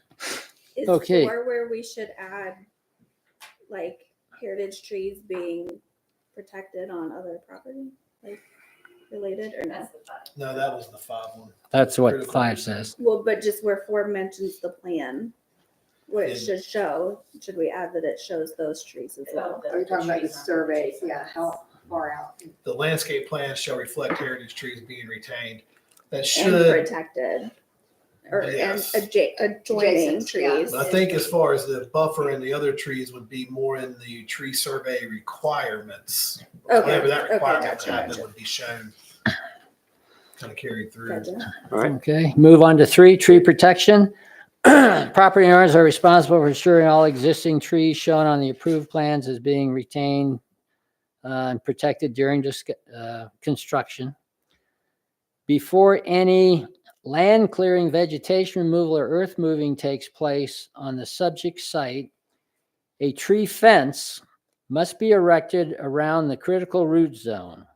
All trees being retained sufficient to put on notice all construction personnel that the disturbance area within the CRZ of such trees is prohibited, except as expressly approved by the administrator. Required fence must be shown on construction plans, including the demolition, grading, and utility plans. This is new. If tree fence must protect less than the entirety of the CRZ, this must be shown on approved plans and approved by the administrator. I don't, let me slow you down for a second. I don't know if, so when you give the utility companies your plans, you give them the CAD files, the surveys, everything, and they design their own system. They just look at what they're required to do. I don't know if you can talk them into putting tree stuff on their plans. That's a separate plan. Unless you're talking about water and sewer utilities only. So it would be for some utilities, but not other utilities, what you're Yeah. saying. Plans that are submitted by the developer. Yeah. Or there's something. Wet utilities versus dry utilities is what the industry talks about. I know we got with Duke Energy, you got on underground, they still have to have a deeded right, a deeded easement, do they not? Yes, any power would be, that leaves public right Yeah, of it's way deeded. would have an Yeah, easement. so deeded easement. So that deeded easement would need to be shown on the final plat with the trees, whatever. And that, it will not be something that is enforceable at the inception when they first bring it into the planning board, but that could be a requirement of final. Well, this is just to Final protect the approval. trees. Right. And what I'm saying is that they're, as they develop their plan, they must take that CRZ into consideration with their utility easements, because they're gonna divide that up and deed those easements as they're platting the property. Yeah, kind of back to Travis's point. I think it could be just separated out to just a water and sewer, what the developer actually is required to install. You know, the water and sewer is shown on your standard plan roll, whereas the power, we're not gonna see that Or until, your communication or gas, Yeah. yeah. Water, sewer? Yeah, water and sewer or just Wet utilities. wet utilities, yeah. What about cable, phone, those We kind don't of? do those. You won't see those on plans. Those companies will do their own. Okay, so, and water sewer plans, or I'm saying, what was it again, Travis? Wet utilities. Is that in place of utility? Instead of utilities. Yeah, it's okay. wet utilities. And wet utilities are what? Water and sewer. Water and sewer, okay. In the industry. If, D, I think that's where we were. Yes. All required tree fence must be placed around the critical root zone and approved by the administrator prior to beginning construction. A tree fence must remain in place during the entire construction period to prevent impingement into the impingement of construction vehicles, materials, spoils, equipment upon the CRZ. All fencing shall be a rigid material, i.e. wood lathe fence, chain link, and must be secured to metal posts driven into the ground, spaced no further than 10 feet apart.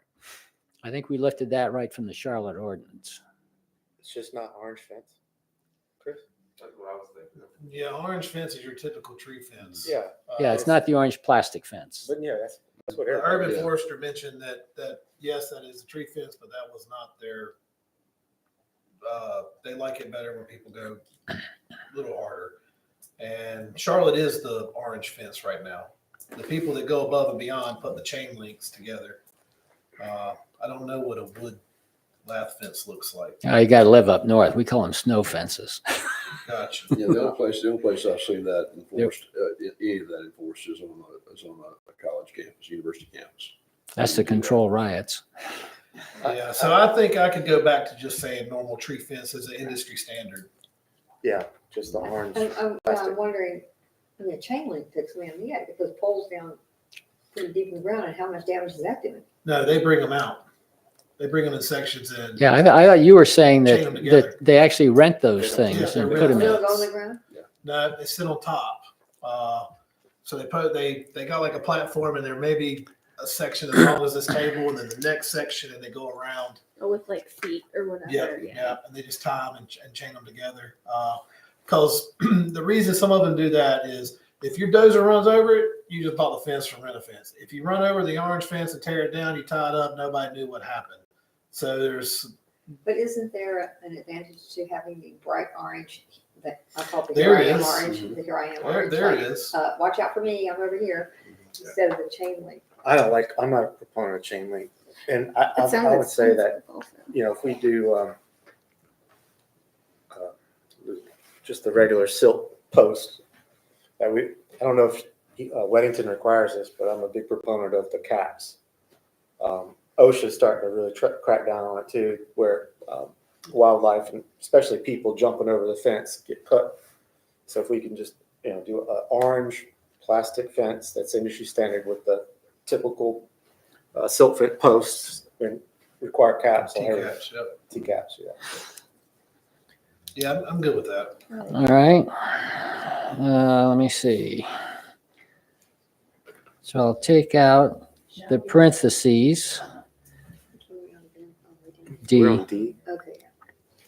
So we're saying secured to metal posts driven into the ground, spaced no further than how many feet apart, even if it's the plastic. It's got to be less than 10 feet. Yeah, I think it's 8. I want to say it's 8. Yeah, It's 8 or that's about 6. Yeah. 8? That would be what we would put up on keep cows. That's what I'm typically looking for is orange fence. Frankly, it's easier to know. Yeah. Delineate, so. Yeah. Okay, so we'll make that 8 feet apart. 8 feet orange. E, no soil disturbance, filling, compacting, material storage can take place. That's the existing ordinance. We've added operating heavy equipment within the CRZ is prohibited. Landscaping within the CRZ of retained trees must be shown on approved plans, must not utilize heavy equipment, or must mitigate for the impact of heavy equipment. That could probably be worded a little different. I think I meant to, if I understand it, I understand it as if they go in that with heavy equipment, they're gonna get fined. There's gotta be some kind of accountability and penalty if they go in and whatever that assessment is, and if you catch it, you catch it, if however that happens. I don't know what mitigate, like, there's no other way to say I would let them plant something or do something. It would be, you owe us $3,000. Running it again, you owe us Well, I think, Yeah, I interpret mitigation Mitigation in this instance, because I've done it on university campuses. There are maps that you can get. Right. The heavy duty traffic maps. You know what I'm talking about? Right. Gotcha. Yeah. And that mitigates the impact of the compact. I was soil reading that compaction of wrong, heavy man. equipment. So we good on that? Good on that. Okay. Clarity. F, that's existing in association with the approval of any permit herein required on any site subdivision plat. Zoning administrator and or town council may require additional tree preservation measures above and beyond those listed herein that are deemed to support the tree preservations of the UDO. I think that since we're tightening this up really well, making it clear what is, I think that taking out that ambivalence or this opinionated stuff. Yep. I think that since we're working so hard to have clear, understandable rules, that we don't, I mean, we have that now with conditional zoning. I know. I mean, this, And to me, what this, problem to me, that this has just become. reinforces that right now. Yeah, I agree that it's not totally necessary because that's what we're doing is making the rules. I mean, better. I think So what are you saying, Amanda? You feel it should be taken out? I think it's, yeah. Travis would. Tell me that again. I mean, Travis, I think we're on- it's just, it's We're on just three, extra. 3F that's in the existing ordinance. Town council gets extra They say if they add- want additional. Yeah, town council, what they're, For the administrator. yeah, if they wanted something over and above what we're demanding here, then they have that prerogative.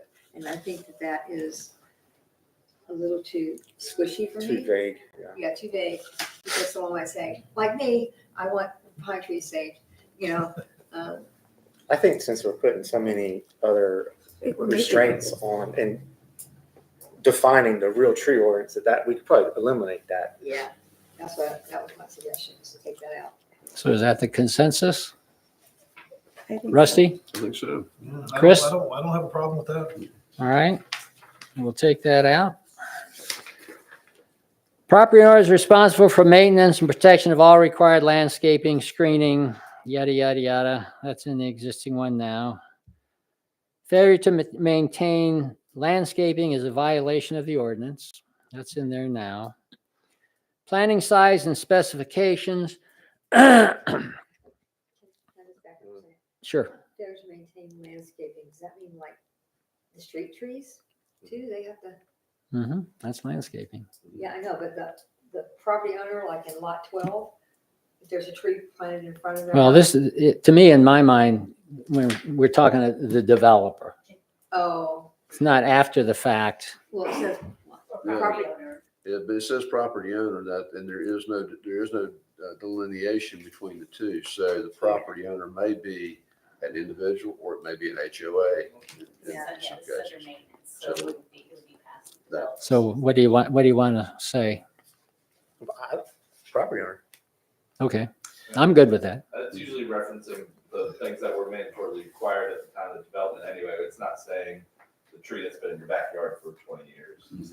It's talking about things that were required to be planted. Yeah, and the buffer and berms usually fall in open space and HOA. HOA. which would be in covenants anyway to. well, and what I was asking is if a tree dies in the right of way in front of your house, You're not the property owner. It's in the Tree right. dies in the right of way, you're not the property owner. okay, well, I mean, I'm so much tree landscape, the treescape, or the streetscape, excuse me, if there was one planted there. I think the Because it's intention of saying this is portion responsible is for the to, maintenance and protection of all required landscaping. It says property owner is. You're talking about like Yeah, in it's- open space or stuff like that where they've Well, got, it says the property owner is responsible right? for the maintenance and protection of all required landscaping. Y'all talking about the same thing. So Chris is saying that the street tree up against the curb is not yours. Okay, So who Who replaces that? HOAs generally have to replace that. If you don't- I've seen where a property owner has to though. yeah, I've seen both ways. it goes both ways. The intention here is a developer, and this happens specifically in the grocery store example, they plant a bunch of trees they know are already dead to get it done at the last second to meet the requirement. They die all within 6 months. The whole street's full of dead trees, and the developer's trying to pull out of there while they still have ownership and maintenance of that. When they're dead, they have to replace them up until that final inspection. So prevent people from planting dead or diseased trees or Take it a planting step incorrect. further, 8 months later, after the developer gets his bonds back and the homeowner stuck with a slower dying tree that died. So I want to talk about that later on, but Are you good with that, Greg? As is written. I would say it's an existing portion of the code. We've got some bigger fish to fry. Okay. All right. Planting size specifications, it talks about minimum caliper, understory trees, ornamental trees, 2-inch minimum caliper, minimum 6 feet. That's what we have now. It refers to what those requirements are for evergreens. Canopy trees planted to satisfy the tree planting requirements of this article must have a 2.5-inch minimum caliper size, minimum of 8 feet tall. D, that's just a typo correction. Tree and plant species listed in the North Carolina Department of Transportation's invasive exotic plants in North Carolina may not be credited towards satisfying the landscaping and screening requirement. E, all new trees planted shall be selected from Union County Urban Forester species list. We've already talked about that. Provided that additional species may be used subject to specific approval of the administrator. All trees must comply with American nursery standards. The administrator has ultimate authority over species selection, even if that species is not listed on the species list. So we good? I'm good with all that. The administrator may require broad diversity of tree and shrub species be selected and planted consistent with urban forestry practices. The administrator may waive material size, caliper, and height requirement, especially in the interest of securing a more desirable species of choice. So we'll go with a smaller size as an example because it's a better type of selection that you want. H, that's pretty much as written. All trees shall be properly guided and staked at the time of planting. That's been taken out. The administrator will maintain tree and shrub planting standards, which is actually on the Urban Forester's site. And specification, all plant material shall comply with these standards and specifications. Timeline for installation. Basically, it's existing what's there now. The only thing that's changed is it did say The administrator may issue a temporary permit and take surety until the landscaping is completed equal to, it used to say 110%, it now says 125% of the estimated cost for landscaping improvements. That's typical. Replacement, Yeah, you know, so, no, for in time of installation, is there anything addressing anywhere at the time of year? yeah, there is. Yeah, that's what And that's what we're talking about. I think it's, Okay, but if there is, but keep moving, I'm just asking. okay, yeah, it is somewhere. Replacement, instead of arborist, we're saying Union County Urban Forester. Plan required. All applications for development construction activities that are subject to the landscape and screening regulations of this article must be accompanied by a landscape plan and tree protection plan. I just need to say with tree protection plan. I'm sorry, say that again, Chris. Instead of With hand. tree, Landscape instead of plan. hand, put Lands- with. Yeah, with. Yeah, that way it's not With? a separate plan. it's all Okay, the that's same. a good point. Yeah, and to give an example, we commonly see the dots along the road, and then they ignore all the common open space and all the existing inventory. This is more explicit that we want you to show the whole thing. Okay. No building permit or similar authorization may be issued until the administrator determines that the landscaping and screening regulations and tree save regulations of this article have been met. The measures shall include but not be limited to the following. And this is kind of some wording changes. Tree landscape plan, it basically says an inventory of trees is required for all trees, Keep that at 6 keep it at 6? for inventory, because that way, that way you're sure to get the 8s and above. Oh, I see what you're saying. Okay, Good call. good catch. That's the reason I kept saying, when we met with the urban planner, between the urban planner's knowledge of this and that and his knowledge of on the ground, it was a match made in heaven. I'm telling you, it was great. And backing up to the one before that, no building permit. Do you have, no building permit shall be issued until you've approved that. So is there a check within the system right now where they won't issue a permit until you signed off on it? So there's multiple steps in between there.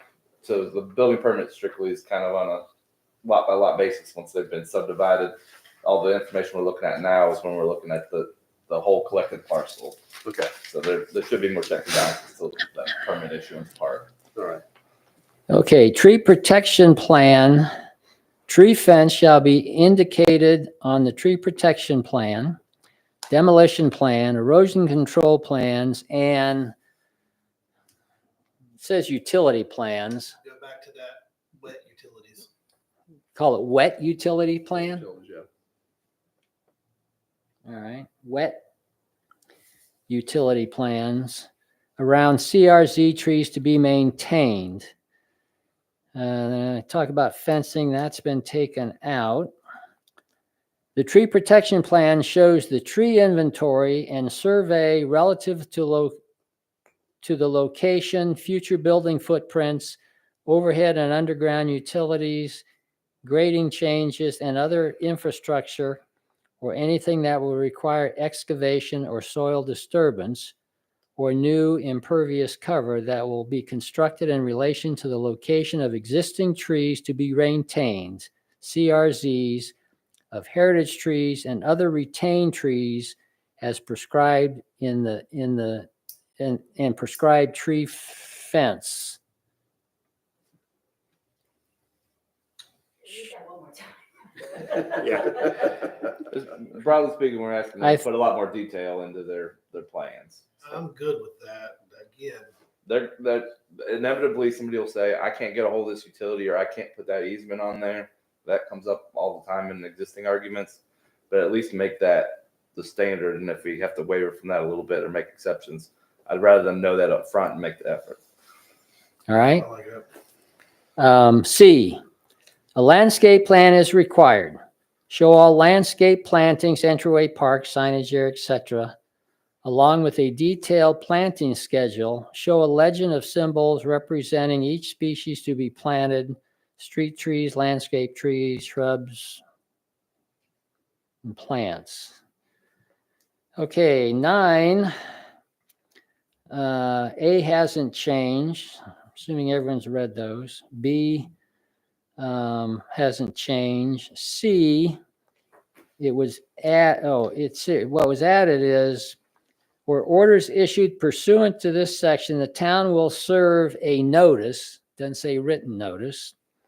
A notice of violation may be hand delivered to a responsible representative of the violator, and the representative must sign that they have received such citation delivered by U.S. first-class mail, email, or by conspicuously posting a print copy of the violation on the subject property. Multiple ways to communicate. You good with that, Yeah, I Greg? support this in particular because if we see a violation, we want to go out there and address it immediately and talk to them about it. I don't want to have to say, hey, don't do this. Come back to the office, fold Write up them an in. envelope and wait for it Yeah. to go in the mail. Okay. Okay, penalties. The first paragraph is not changed. Basically, it says, where the administrator has determined that a violation of the year has occurred, no certificate of occupancy or certificate of compliance shall be issued until the replacement plantings have been completed or the violations otherwise remedied. Failure to install and maintain tree protective devices shall be a civil penalty of $500 per day, beginning with the date the citation is issued and ending with when the site is in compliance. It's per tree per day. Per tree per day. Can I just back up for 1 second? Sure. I need someone to help me with this. If you take down a tree, back on A, Mhm. a planting requirement of 4 for every tree removed. I'm thinking about just how the trees are growing on my farm, and that tree that, well, it's 2 trees close to each other. If I had to replant 4, then not one single one could never grow back up to be. You only do it right there. You do it anywhere on your property. Yeah, the value of trees is exponential. A 100-year tree is, so much more valuable than 10-year-old trees. And so there has to be some kind of compensation for the loss of something larger. Well, Which no. is- My question is- is, if you plant 4 other trees, Doesn't necessarily matter where. okay, so I'm just thinking, again, can they grow up? Will they ever become a heritage tree if they're so crowded in there? That was just my question. Yeah, Nancy's concerned about they're gonna clump them all in the same small area, and after they get to be so large, they're gonna be fighting Sure. for the same. Yeah, I think that's the balance that we're trying to achieve. I think the planning schedule and some of that stuff will state their separation and. We have- the type of yeah, tree that there's other they stuff in for there. the planning. The It talks arbor, about that. We incorporate those other things by reference, and it gives him Yeah. tools to go back and say that, by this standard, it must be planted by X number of people. And again, that's in response to the development ordinance, not on your or my personal get lot. that, but Okay. I was just saying, So you're correct. They'd plant 4 trees in this circle right here and call it 4 trees planted, and none of them would survive. Right. To your point. And they we, would survive for 20 years maybe, but they're never I gonna don't make it know. to the 120, Yeah. But- you know? yeah, the adding the checks from the urban forester will help enforce that, and then a good planner will also say, These are you dumped everything over here. You're not doing this correctly. Redo your plan. Y'all, I don't know if I like the 4 trees per every tree. A lot of municipalities do it inch to an inch. So if you take out a 24-inch, plant back 24 inches. Some municipalities do, 50%. You take out 10, you have to put back 5. Chris, you and I both, and Rusty, have seen it every which way. I don't know if a specific tree, instead of an inch per an inch or an inch per half an inch, whatever. I mean, as we get further down, and if this is what'd you say, 25-inch tree, that's a heritage tree. Right. And you're going to see a penalty down here of, this has 800. I was proposing $1,000 an inch. That's a $25,000 penalty.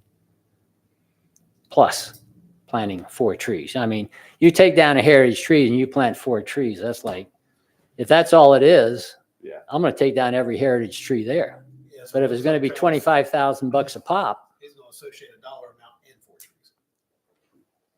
Depending on okay? which way it goes. But you're right, a lot of people make you replace per caliper to a degree. Yeah, but you're not, how do you replace a, You gotta put in, if you did a 20-inch tree, you're gonna put 10 2-inch trees back. oh, The caliper way. Take a 10 out. does that come with a 5, financial penalty also? Well, it's a heck of a lot more expensive tree to put in, but it's a less chance it will survive because it's already a mature tree. Yeah. Right. Yeah, no, the real one that hurts is the penalty. The developer works stuff out with landscape companies and trees, tree farms. They might not be hitting the pocketbook because the guy's getting work. I'm good either Civil way. penalties, they're hitting the pocketbook. Yeah. to Well, that's how you get their count attention. them. Yeah, I agree. I'm good at either way. I just wanted to bring up other Oh, municipalities. that's a good point. Okay, if I go to D, removal of, that's 8-inch trees, right? Yep. Yep. 8-inch trees, DBH or greater, without permission from the administrator will result in a civil penalty. This says $800 a tree. I made it $1,000 a tree. I think that's how you're going to get a developer's attention. So you wanna Anyone? do the 1,000 for the heritage tree? No, Because that's only 500. That's per inch. It's per inch, per inch tree. we move down to E, removal of a heritage tree without permission of the administrator shall be a civil penalty of $500. I actually upped that to $800 per inch for each tree. But then you go down to maximum penalty is 25. I take that out. Is that per inch of the DBH? Yeah, DBH. I would take that out. And the reason I take that out, we are a town of $1 million plus homes. And a lot of people, $1 million plus homes, they'll spend $20,000 just to upgrade the cabinetry. So to me, a $25,000 cap, I don't know if it makes any sense. Developer's not looking to spend $25,000 on the project they're looking to sell. Yeah. They're not the $1 million home. Yeah. They're. No, I know, but I'm just saying, how do you get their attention? You know, we've got, I know- $1,000 for a tree is Well, You can still, you can still cap this thing, say, you got 4 heritage trees on the property, you got, cap it at $100,000. I guarantee you, there's no developer around that's gonna want that on their Absolutely performance. not. Well, capping each tree at 25,000 is not bad. I mean, it'd be a 25-inch tree.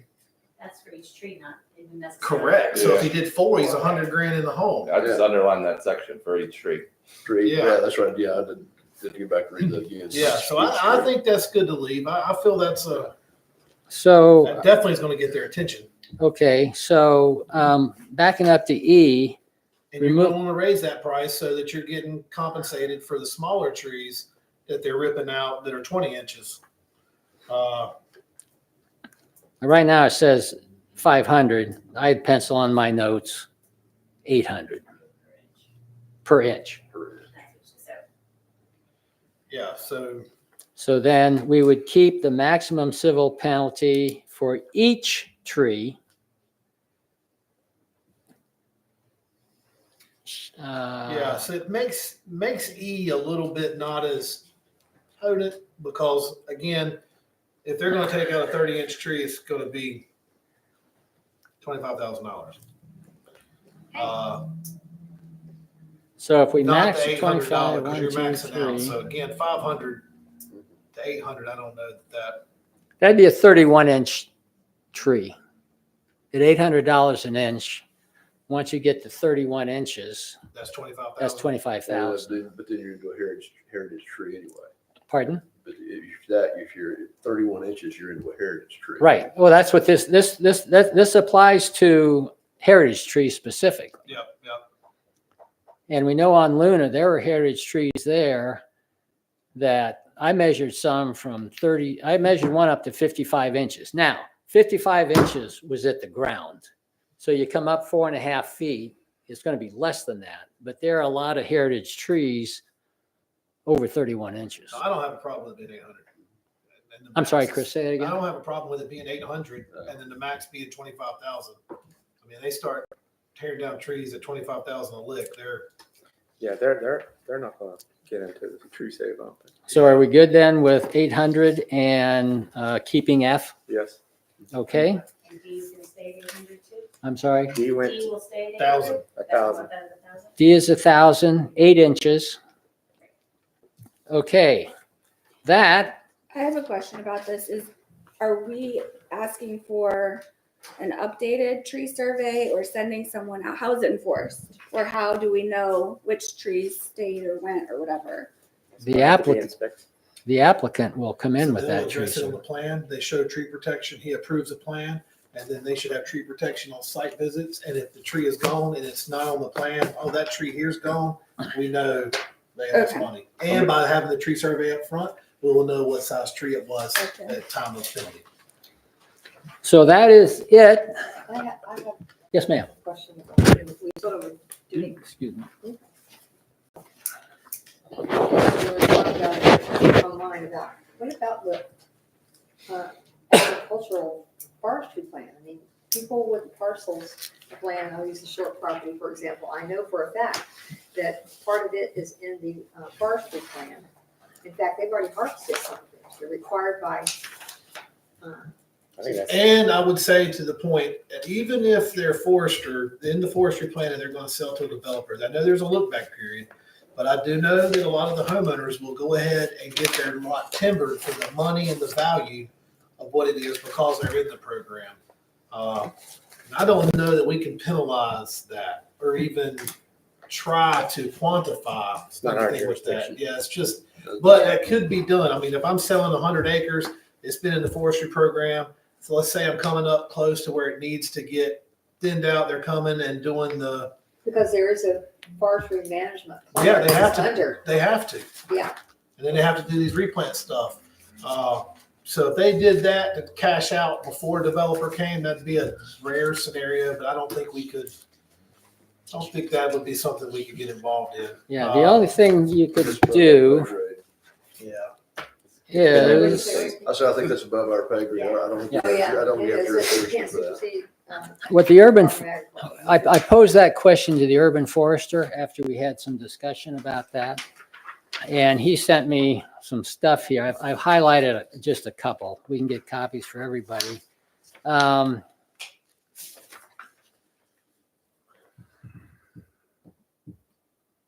The Union County, under state law, NGS, whatever.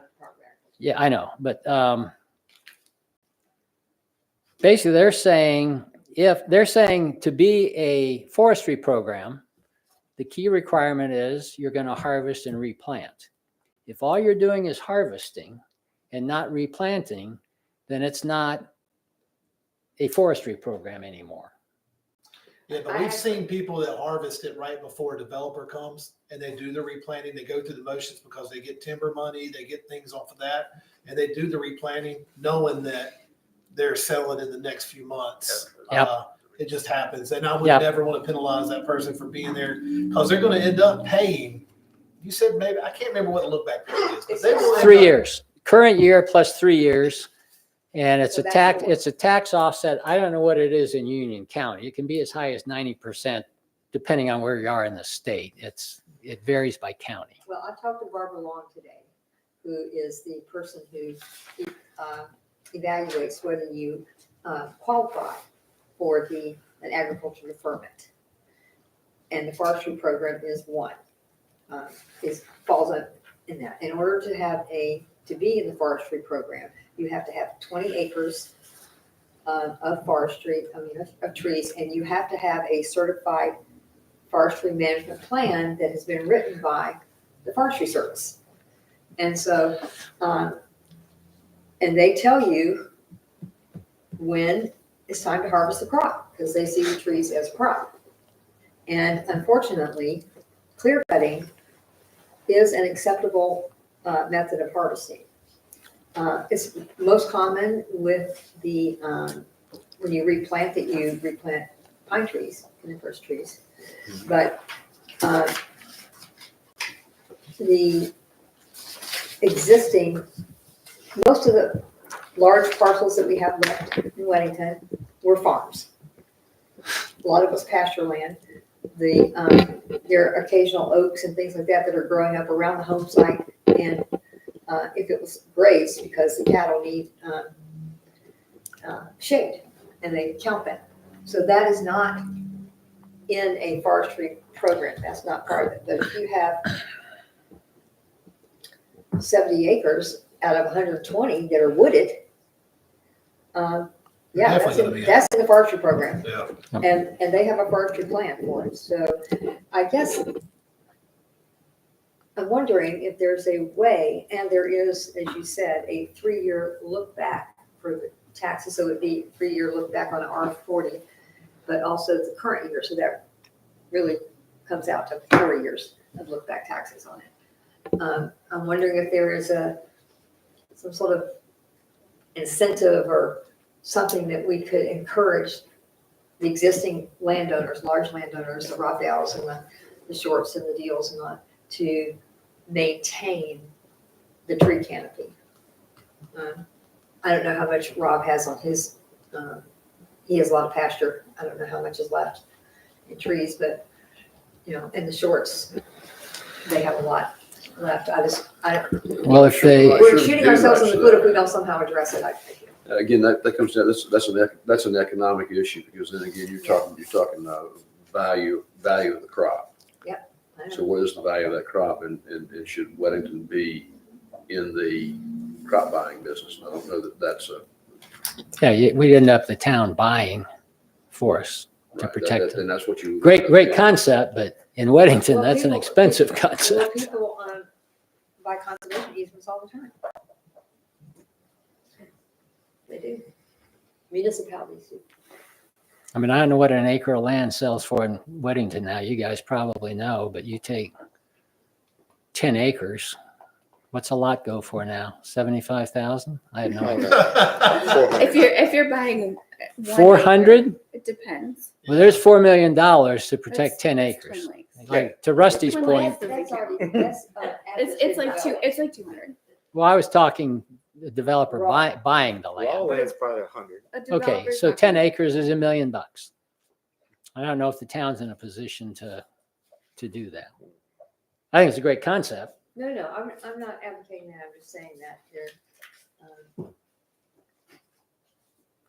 I'm just wondering if we could somehow brainstorm on how to Yeah. incentivize the remaining landowners. That could be another working meeting on a topic.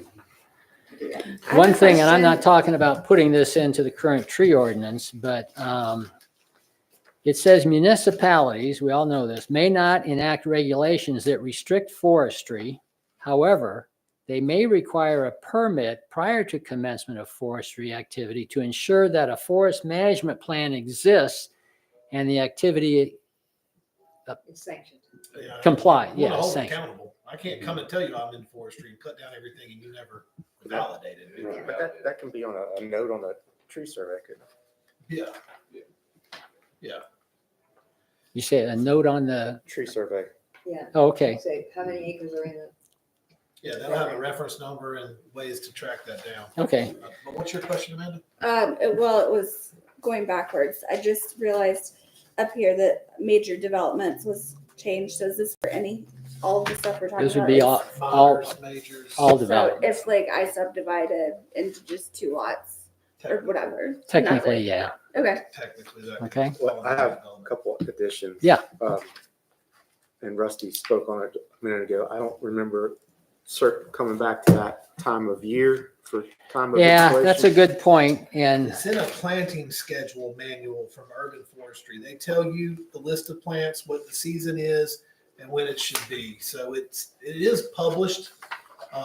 So maybe we get some kind of reference to when I only saw planting schedule in a couple Yeah, 'cause paragraphs, but somewhere- they're gonna have to go to that tree, that planting schedule. yeah, because it does talk about the time of year. And then it also talks about It'll give you soil Two- types and stuff. 2-year warranty on the plantings. And the plantings don't have to go in until like 70% of the development is complete. I don't know where I saw that. it's not in this, Yeah, but don't worry, just I like think it needs to be- 70% of the development completes in July, and now you got all these trees out there with gator bags on, they're gonna die. right. I think it needs to not refer to something, but be in the ordinance itself. We can make it An as attachment. an appendix. Yeah, I agree with that. That'd be needed for staff and for the public. And I'd like to, you know, if that's the bare minimum, we need to do what Charlotte does and require amended soil. I don't think that we do that now. I think that's in the planting. It says the administrator will ensure the right planting amendments to the soil. And that might be where it also has the time of year.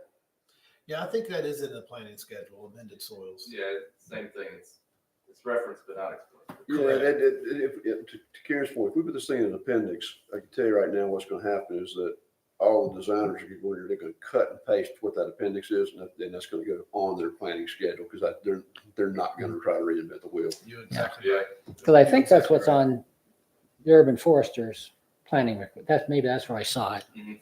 Good catch. But we're not, I don't think that anybody in Weddington is putting amended soils. Driving around, I haven't seen that. Have you, Greg, in your inspections? Well, it would be someone to inspect it. Again, Yeah, on a town planner inspection level, no, I'm not looking at that. and we don't have an urban forester to inspect unless our urban forester decides that we can utilize him. I mean, He did He's- say He we're at said, his disposal. he said, but use me. Yeah. Yeah, we're under contract with him, so he Yeah. he can look at plans, he can go out on the day that they're making the big planting. and Well, see we what need they're to putting start in there. figuring a streamline to get him institutionalized with us as well. One more thing I want to bring up, that the tree ordinance, I know we're going to redo all this, take the notes, and then maybe have it by the planning board meeting. 2 weeks from But at the very beginning of this, I believe we need to address that tree survey and tree inventory. Right here in the tree requirements. I almost want to say that somewhere we need the tree survey requirements at the very beginning, tree inventory. Do we have, I don't think it's in any of our revisions. And I would go with that 6-inch tree inventory so that we catch all the 8-inch trees for sure. And species, right? Yep. So, and What else? most of them will know the tree survey will come with the size, the height, and then they will have a list of what that tree is. So if it says like T1, you go to a table, T1 will be a 32-inch southern oak. Okay, I'm confused because I thought before you said that an overview. That's canopy. Yeah, that's what I'm saying. Yep, canopy. that's So you're for- talking about a 200-acre tract of land. Someone has to physically walk that. Damn, how do you think I make a living? And Oh, our yeah. 6 inches and over. Yeah, So you're absolutely. measuring each one of those and you're plotting it on the GPS, and I'm thinking, wow. So, hang on a second, at what point is this coming to the town administrator, and this is not part of the initial zoning and planning, is it? No, this would be part of, concept wise, we're seeing here, this would be part of your construction documents. After the- That's what I make sure, because one of the. So things we're I wanna not, go when back they later come and to us address the is- first time, we're not gonna see tree, okay. Yeah, that's what they want to That's a go back lot later of on and address is the difference between sketch plan and schematic, because that's something we need to address. I thought To it's, expand on that, sorry, Bill, to expand on that, right now, we're in kind of a political realm where we're saying this isn't required, but we want you to do this. And there's discussion with, they all counter that we're gonna do this later, or we should be doing this later, or we shouldn't be doing this during the entitlement zoning process. So we need to be very clear in our instructions that you're gonna be required to do this, it just might not go to a legislative body. Because right now we have things like this, sometimes go into a legislative body and sometimes not during the conditional zoning process. And I feel that needs to be more upfront. 98% of anywhere you do that is not something done at the initial concept of, hey, it floats, you meet it. Now you've got to put rubber to asphalt and design per the criteria. And back to the point I've stressed with Bill and them is that as long as we're conditional, all this stuff is conjecture. They can bring it in. Whoever's voting can vote. If you change this to straight up zoning, make these the rules, there's no need, we can load him up with a ton of work. You don't even need us. I'm with you. I'm with you on that.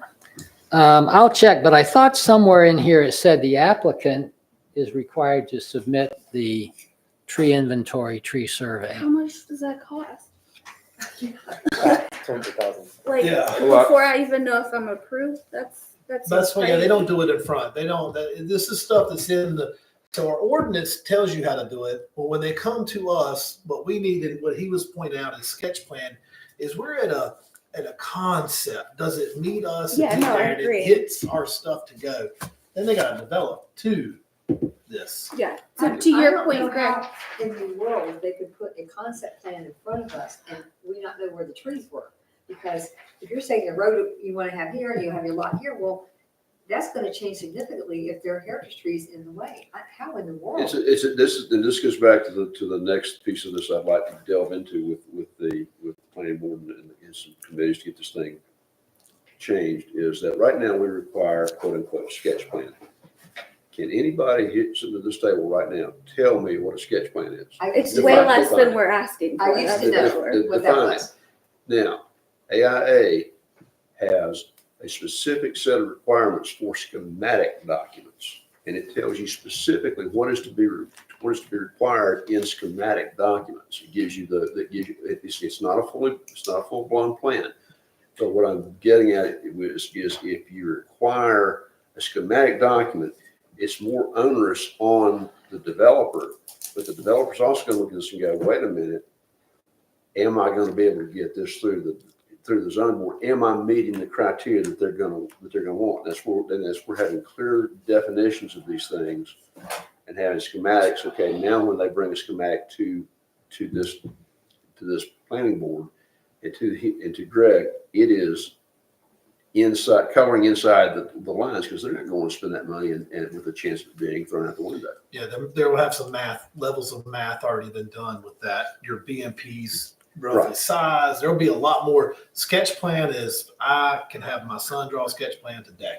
Mhm. And it absolutely may not mathematically work and could be built. It's just a pretty picture. You're just trying to hit a concept. And there's no true definition of this. No. Well, but here's the problem that I keep hearing developers say. And that is, and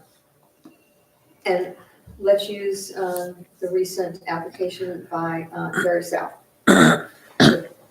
We passed it, the planner passed it with conditions. We had those very specific conditions. And yet it came to the town council and some of the participants were asking, well, where's the septic field? Where's this? Where's that? And it's like, well, we don't have that level of engineering done yet because we're not there yet. We can't get a letter from the county saying that this is okay yet because we haven't been approved for all of this. Anyway, it's very, the level of detail that we require to approve a plat, I have no idea how much that costs, but I'm pretty sure it's hundreds of thousands of dollars. They come here and then they don't get approved. I mean, Yeah, no, that's, so a normal sketch plan and a process of this, I just went through Granite Quarry with the project, 64 lots. The developer may have spent in total, all survey and everything to get us to the point with concept to there, he may have spent 15 grand. Then they But I'm approved saying- it. Now you've got to build it. And so what happens is if I can't do what my plan is and I have these major changes, I'm right back saying, oh my God, we couldn't do this picture. Now I've got a schematic type drawing saying, I undersize that BMP. It's bigger. I got to do this. So the changes I think here too would require them to come back, right? Mhm. They couldn't do what they proposed. So the level that comes in here, they're just doing some surveying, they're doing some sketch planning, some rough math to get a concept plan. And to Rusty's point, if you change that to a higher level schematic plan that is defined and that is across the nation defined, this is not a state defined thing, you would have a better level of stuff. And to your point about the council members, whether they vote or don't vote, people vote them to vote how Weddington would want. We are advisory. We got a set Yeah, of I'm not rules, saying that. I'm and we just say saying- this is what comes to them, and then they should vote because they were elected on Yeah. how they. Yeah, I mean, This- but like, for example, we require a traffic study. We require even at a very preliminary, like the Rome Center that's gonna come to us. It's We probably are requiring, time since it wasn't on an agenda, I'm just saying. oh, I'm sorry. Yeah, and I mean, Yeah. this is a very important topic, but we've kind of gotten off Oh, well, the tree thing. Survey, because I'm with Amanda, where in the process does this have to be? Is this a like goes It's to after you? approvals. So you would look at it fact-based and whatever, or are we gonna This look is at it and an talk about it? administrative process, not a legislative Yeah. process. And Lavella, you would know what you're looking at. No, tree absolutely. survey. Couple last, if I can, couple last things before I wrap up here, just make everyone aware is, my thoughts are, I'll go ahead and incorporate all these changes we talked about. Greg, I'll get with you on it.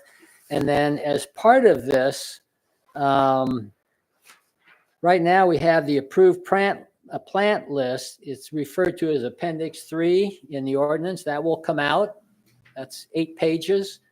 And then on Appendix 2A, and I can sit down with Greg on this, trying to make the board aware, hopefully before our next planning board meeting. Page 101 on Appendix 2A, it talks about basically a precursor to a conservation subdivision as we walk. It does have a reference in there to location of trees with a caliper in excess of 15 inches. So we kind of got a disconnect between these two. I'll read this in a little bit more detail. I'll get with Greg. So That makes sense, Bill. I think that kind of covers everything. I have one more question. We don't have to like dive in. Does this count for like if you're like pruning trees? Like that affects the canopy or no? Like as a Yeah, homeowner or whatever? the major thing we look It's at just with these removing trees the is soil disturbance. Okay, gotcha. That's it. Any final comments from other members? I want to thank the chairman here for calling this meeting. I know it's very complex and we've seen that in a little over 2 hours getting this, but I think we got a lot accomplished and I'm hoping I can get with Greg on these other little changes and we can have the discussion at the planning board, probably pretty limited discussion Yeah. since we got a I'm line. glad we did this too. Very helpful. I've been saying for years we need to have a better tree ordinance in Weddington. Thank you, Bill, for leading the charge. Absolutely. Yeah. There's a lot of groundwork done. The only reason I'm in charge is because we asked for volunteers and those two guys stepped backwards. Well, I wasn't asked. Staff, from the bottom of my heart, I think this was a very productive meeting and we saved a lot of time and headache by doing this ahead of a regularly scheduled meeting. Couldn't agree Now we more. can take this to the next appointment with a consensus on what makes sense and what doesn't. This provides tremendous guidance to staff, so thank you for your time today. Absolutely. Thanks for staying late. I would even say too, earlier could be better for everybody, staff included. If sometimes these special meetings could go earlier, that'd be my only. You mean earlier in the day? Yeah. Yeah, that's fine with me. You're talking to a retired guy. Schedules are. Okay, All right. Would make it All right. right, would you like a motion to adjourn? Please. Motion to adjourn. second. All in favor? Okay. Hi. Thank you, guys. Karen, there's your tree ruler.